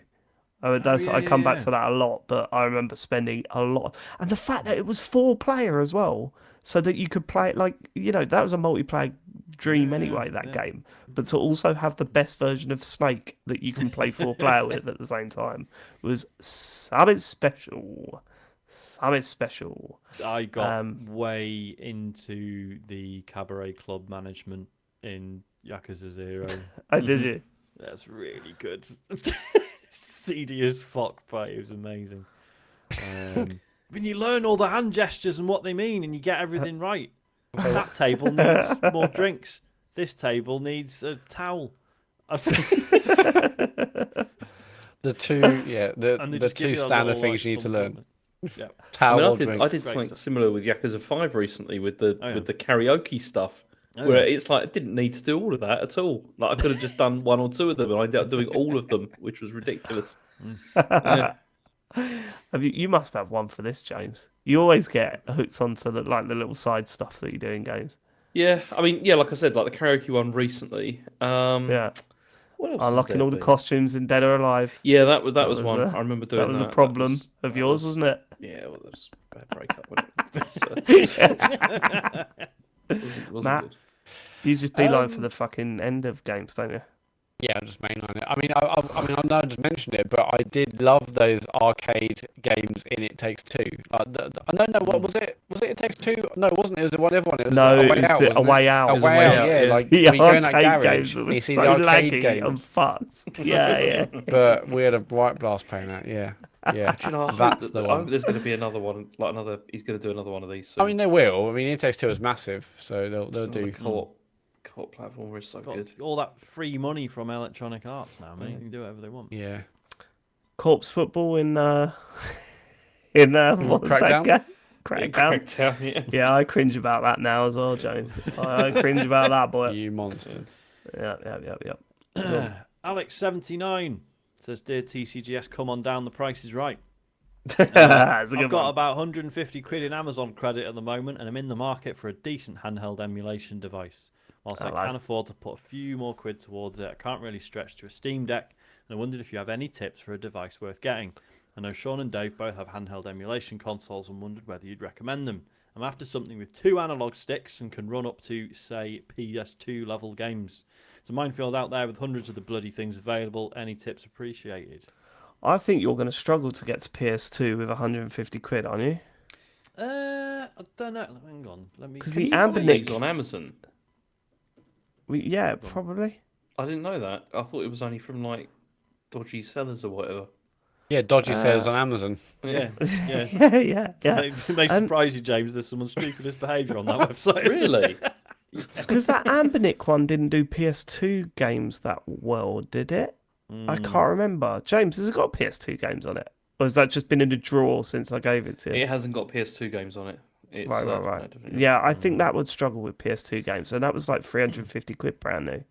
Yeah, I mean so I have the Retroid Pocket 2 Plus. That doesn't do PS2 stuff. Right. And So- that's, I mean, on Amazon, that's 132 quid, which is way more than anyone should be paying for it. I mean, I think that's sort of the problem is basically anything. I mean, I understand he's got credit, but yeah, anything you get off Amazon, you're going to be getting ripped the F off. Yeah. Just set someone for 140 quid and put that towards Steam Deck. And I will say this, right? I'll take off when your I s- hands for 40 quid, Alex. The, st- So the there's stuff an offer there. the stuff that I was 30. playing on these retro consoles, I found very quickly that actually playing PlayStation 1 and Dreamcast and, those sort of level games on it, I didn't really enjoy doing that. And then it wasn't until I downgraded to the Mii U Mini, which was like 60 quid, and it only went up to really, at best, Mega Drive SNES, maybe Game Boy Advance, that stuff. And I just was like, oh my God, I love this. Because A, it's more portable. B, it doesn't have all of the graphical glitches that you usually get with 3D emulation. And the won't it work? Will the frame rate just completely just die? Yeah. And everything just worked way better. And I was like, okay, that's it now. And I still crack that out from time to time and have a game and stuff. Love it. Yeah, lovely little console. If Alex, you can give up on the dream of PS2 stuff, the Mii U Mini is still amazing. There's now the Mii U Mini Plus. Just having a look on Amazon, it's like 90-ish quid there, which is too much. Like it should be, it definitely should be less than that. But if that's where your credit is, I get it. Yeah. But yeah, that'll do it. That'll do up to PS1. Did you get one of those, Sean? No, I didn't in the end. I just figured it was greedy when I've already got a fucking analog pocket and the Retroid Pocket 2 Plus, And a Steam Deck. and a Steam Deck, and yeah, it's taking the piss, really, isn't it? Yeah. Next question, last question. In fact, Okay. comes from Kurt Lewin. Says, "Hi chaps, just a quick but hopefully funny question for you, unrelated to games." Hang on a minute, did we skip one? Yeah, we did skip one. Sorry, and it was a good one. I'm going. Sorry, Kurt. We will. Let's do Kurt's, and then we'll finish with Kevin. Yeah. What? Did we skip? Oh, yeah, we did. Yeah. Yeah, sorry. So Kurt Lewin says, "What are some examples of the worst cinema etiquette you've ever experienced?" Oh. I told the story on a bonus pod, didn't I? What was that? You can do it I again. don't really want to get into it on the main show. Oh, okay, right, It yeah. involves an ex doing stuff. Oh, right, yeah, I and, remember. yeah, and the popcorn and cutting a hole in the bottom of the popcorn. That one. I mean, No, no, but- the no, actual that's- thing was worse than that, The Matt. You don't actual even thing was need worse to- than that, Matt. There was no I think I'll block this popcorn out. required. Some of us didn't. Some of us thinks about it on the reg. I know I've seen people answering the phone in cinemas and stuff, but I do kind of I watch. So after we watched what do you call it? Endgame. James, you were like, "Oh, you've got to see the reactions to the videos in the cinemas in America." Yeah. And I watched them, and I just would have been fucking fuming. Like the film's going on, and people going, "Yeah, yeah." I was just like, "The fuck are you doing? Shut the fuck up! It's a film." Was it? I can't remember. I think it was one of the Avengers films. I went to. No, it's Star Wars. It was.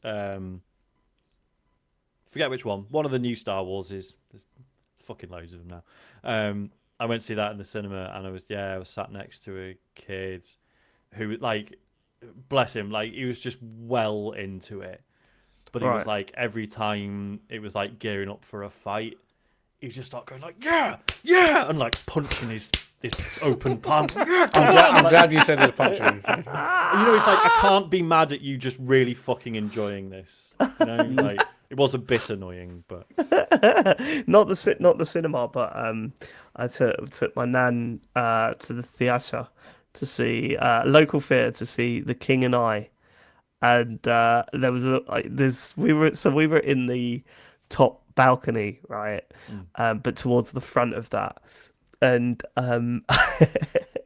there's a scene in The King and I where the king grabs hold of Anne and chucks her across the stage. My nan shouted, "Oh, don't!" when he did that.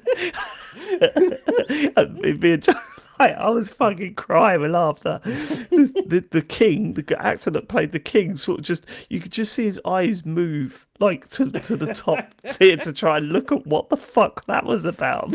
Real dramatic moment where he just, no, chucks her across. Oh, down the back of the thing. Yeah, the new used to have a really bad. She never did it in the cinema, but she do it when we watch stuff at home. Of just like if there's like a sad bit or whatever, she would have to comment on it. And what do you mean? Like she'd like literally just be like, "Oh, that's sad though, isn't it?" I'm like, yeah, it was until you interrupted. Thanks. They're dead. They're all dead. Well, I've got a tradition in the cinema. I don't do it with Harry now because he's too old for it. But so I've started with Charlie. Is that when we're watching a film, we go to watch a film. So, for example, I was sat next to Charlie for the Mario film. When the trailer's on, no matter what the trailer is, I turn to Charlie and go, "Is this Mario?" No, right, okay. And it's like a dog. Right, is this the Mario film? Yeah. And then now with Harry, instead of doing that because he's got bored of that very early on, he'll just he'll look over to me after a trailer and either put his thumb up or down, whether he wants to see it or not. It's kind of me and Jill used to do that. Love that shit. It's funny. It's talking about adverts earlier and how they're shit and annoying. I will watch as many trailers as you deem necessary before, like in the cinema. I'm fucking love a trailer in the cinema. Yeah. I but the cannot be adverts are late. shit, I though. cannot be late for a trailers are showing. I fine. have to watch every trailer in the cinema. No way. I'm not missing out for the world. Trailers are fine. right. It's just the adverts, isn't it? Yeah. don't Oh, know, look, it's like, Kevin Bacon part- again. It's part it's of the always experience. I don't mind them. It's like getting ready for the trailers. It's just part of it, isn't it? Got my massive popcorn, my massive combo. It cost me 17 quid. I've stopped doing that. I've stopped doing it. I've stopped doing it. It over just my takes dead the body. piss. It's too I'll keep expensive paying now. it forever. It's too expensive. I'll keep I paying it do, forever. like my local cinema. It says on their website, yeah, you can just bring whatever you want in. Yeah. And I was like, oh, cool. So I don't need to feel bad about like Yes, taking I'm a sure bag you of can, but that's sweets or whatever. unfortunately it's cost me like 50 quid or something for two people to go see a film. But Yeah, it's see, part that's of, it's just part of it, isn't it? ridiculous. It's part of it. Nah, not for me. I love Not it. anymore. I've always Not loved anymore. it. I'd rather have a big old bag of crispy M&Ms anyway. Well, this is it. Yeah, Blue like ones. I'm very partial to a very mid hot dog, but big bag of crisps or sweets or whatever. Crisps. Big bottle of drugs with no top on. Yeah. I mean, crisps Sorry. in the cinema is the worst cinema You can't etiquette do I've crisps, heard of. Sean. Yeah, no, you can't have crisps That in is the cinema. insane. Like Who gives a McCoy's. shit? Shut up. Even the bag is. Yeah, the bag's noisy. The it's almost crystal like noise. they're No, Sean Because if you rustling about. go to a view, you have one of the little fucking tables. So you do the pub thing where you just open the bag and like sort of tear it wide open, and then it's just on display. For a moment then, I thought you meant that you took your little, your little gaming tray with you to the cinema and popped it on your lap. And like looking at people sat either side of me and going like, "Whoa, look!" Putting tin foil over the top of it so it doesn't spill in the car, and then just unwrapping it in the fucking thing. Well, hopefully that Yeah. answers your question, Kurt. The answer is Sean with his crisps. Me. Yeah, definitely crisps. short with his crisps. I mean, having just said that, I don't know if I've ever actually taken crisps. Oh, he's walking it back. I'm walking it back. I mean, I it think you have it done it, certainly and I wouldn't think have occurred to me not to do it. So maybe I am the villain. Yeah, I just fucking love a massive popcorn that cost me literally 13 quid. I just can't get enough of it. I just got to the point where I was like, because get this right. I don't know if you've noticed this as well with popcorn in cinemas. Oh God, what are we talking about? Yeah, we are the worst. This is terrible. Let's end this. But because they're more expensive, less people is buying it, and Less people is buying it. less people is buying it, and it's becoming more stale when you order it. It's like this isn't as fresh because it's been haven't sitting there Sat for in longer. there for- Not noticed Yeah, I haven't yeah, noticed yeah, that. yeah. Well, you will notice it now, boy. Mm. You notice that now, lid. Last Next question. comes from Kevin. Says, hi guys, hope all is good and apologies if this gets a little rambly. Seen a lot of talk online recently about mental health in the gaming world, as well as different communities I'm tapped into, like strongman and the LGBTQIA side of things, brackets go team asexual. Do you guys have any recommendations / tips for how you cope when life gets a bit much, as in different games / media, content creators, that sort of thing? As an example, I follow the Stoltman brothers on YouTube, who are both professional strongmen. Luke won Europe's Strongest Man in 2021 and has been very open about his struggles, and his brother Tom has autism and has got 4 podiums at World's Strongest Man in the last 4 years, 2 wins, 2 second place. Seeing the pair of them be open about stuff really helps when life gets heavy. Also, hearing about how TCGS has impacted people should make you guys proud too. Genuine highlight of my week, and it's not an exaggeration when I say the Gotti show is the one I look forward to all year. Cheers, Kevin. Appreciate that. Cheers. Yeah. I mean, I can't answer this. Okay. I've talked about it on the bonus show a lot, but everything Joe Pera does, I find genuinely helpful. Like I don't know if any of you have listened to his podcast that he's doing now, the Sleep No, podcast. I've been meaning to, but It's it's a fundamentally interesting thing because it's a podcast that is A, supposed to be funny, and B, designed for you to fall asleep to, right? It doesn't really make any sense. But it's absolutely fantastic. And the third episode, I think I must have mentioned it on the show. It's basically about Red Dead Redemption 2, and he got I forgot his name. The fellow that played Arthur Morgan, Roger Clark. Roger Clark's on it, and he's wonderful. Really nice guy. I bet. Yeah, really really enjoyed listening to that recently. Other than that, I don't know. You're quite open with things with us, right? And I think that's always an important point. People say, "Oh yeah, talk," but no, seriously, talk. Like, find someone, be it on an internet forum or a real friend or someone at work or whatever. If you're getting to that stage where you're going through a lot, talk. And I think maybe I said the reason why I can't really answer this is that I'm, in terms of mental health, I've been very fortunate to not really go through prolonged bouts of depression or anything. But I have been around people that have, and what I find with them is that when they open up, it helps them, but also they're surprised by how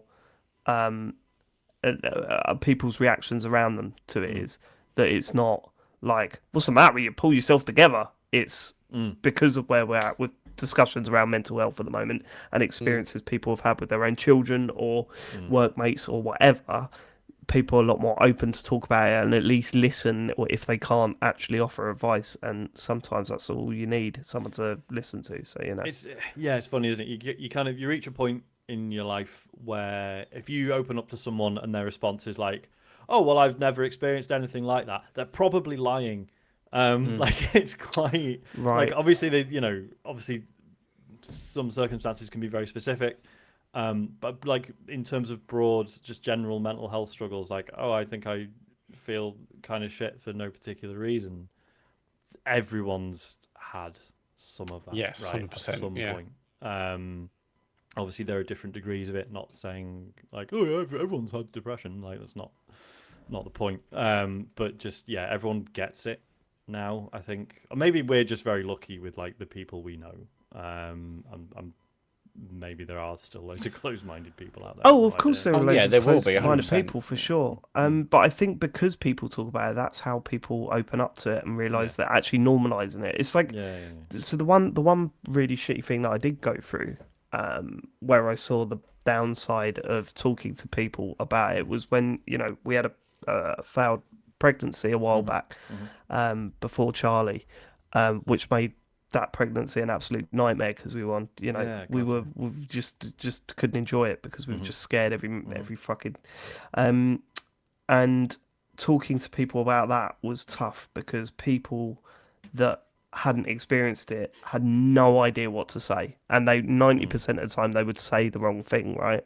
And then when you met someone that had experience in it, they knew exactly what to say, and they fully understood you instantly, and that's because people don't talk about it. Like it's a real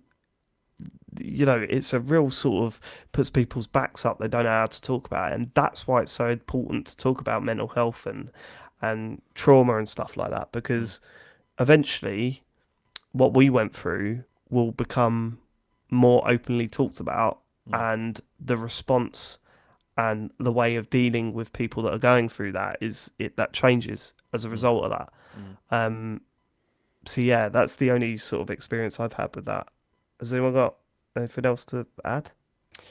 No, I mean, in terms of the question, I mean, no, I mean, I don't really, there's no like particular content creators or media or thing I go to when I go through that. I just tend to listen to music and shout and go for a run.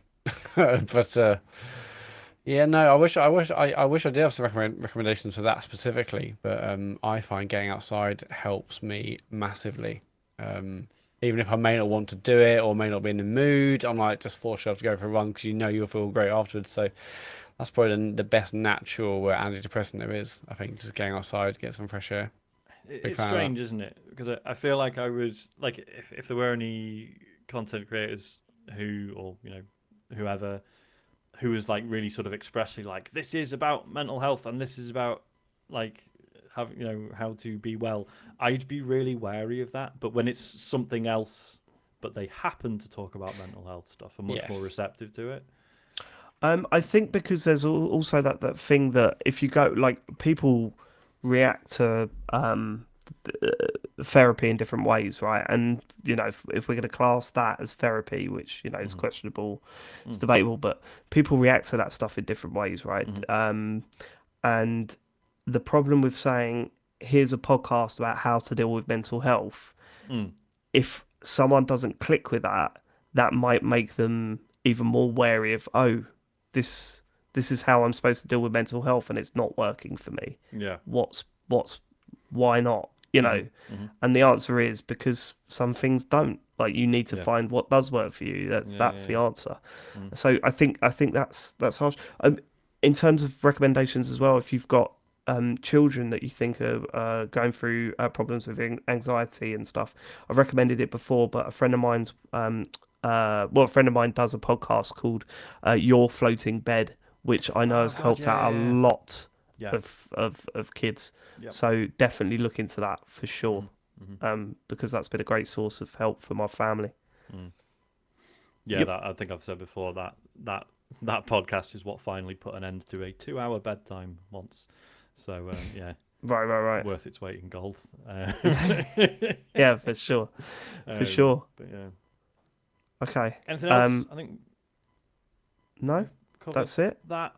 But yeah, I mean, and just to acknowledge, like Kevin's mentioned it, like we do super appreciate, like, and I was joking before about people never give us a pat on the back for an okay episode, but like the amount of times people have said like we've genuinely helped them through shitty times and stuff, like really, like, I know, I know we joke like, oh, we'll fucking stop the show if people don't pay us on Patreon and stuff, but that was a joke. Knowing we've genuinely helped people by talking shit is amazing. Like, the one that always gets me is when someone turns around and goes, "Oh, I don't hear many people saying about how shit parenting can be."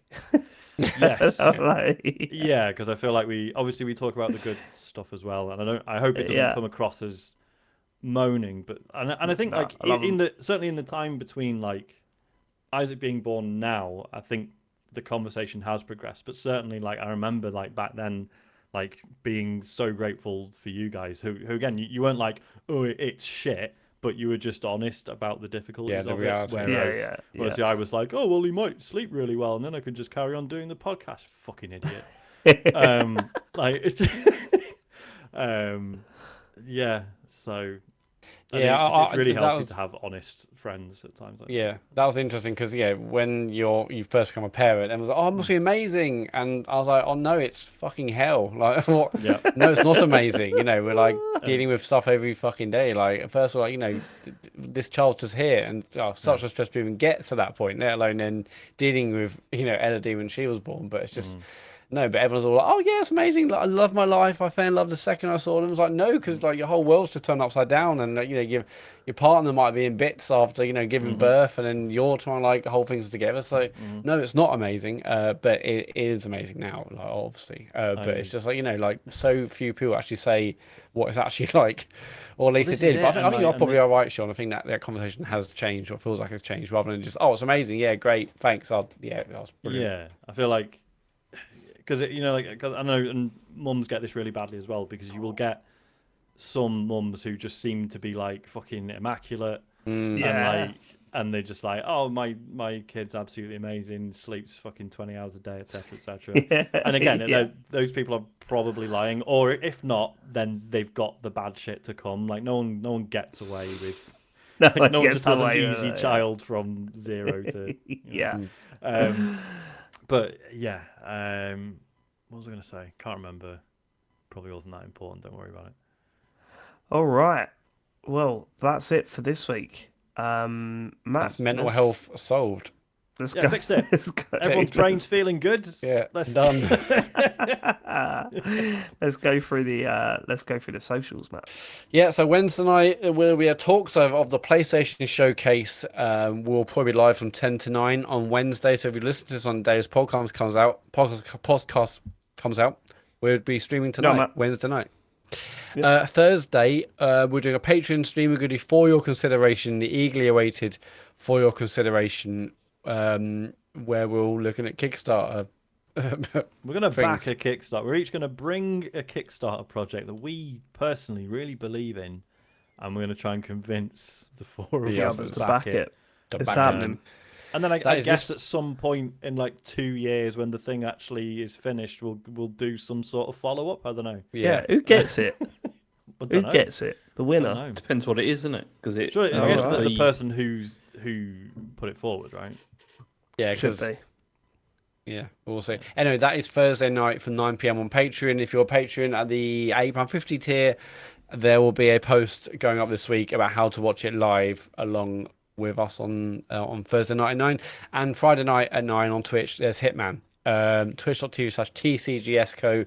Search for TCGS in the app. If you miss it live, you can watch the VOD on YouTube. If you have Amazon Prime and you have a Twitch account connected, you get something called Twitch Prime Gaming. And with that, you get one free sub every month you can give to a channel of your choice. Please go over to our channel and give us your free sub. We really, really appreciate it. The Patreon is patreon.com/TCGS. Subscribe now to get exclusive monthly podcasts, the forward consideration thing we just mentioned, and the support what we're doing over here. And the website is tcgs.co. For links to TCGSCon, if you want to get tickets, that's tcgs.co/TCGSCon for merch, tickets, you name it. Gorgeous Discord, all the rest of the stuff. And that's it. Sorry, Thank Dave's you. pulling faces. So much for living it. We will catch you on next week's show. We love you. Goodbye. Cheers. Goodbye. Goodbye.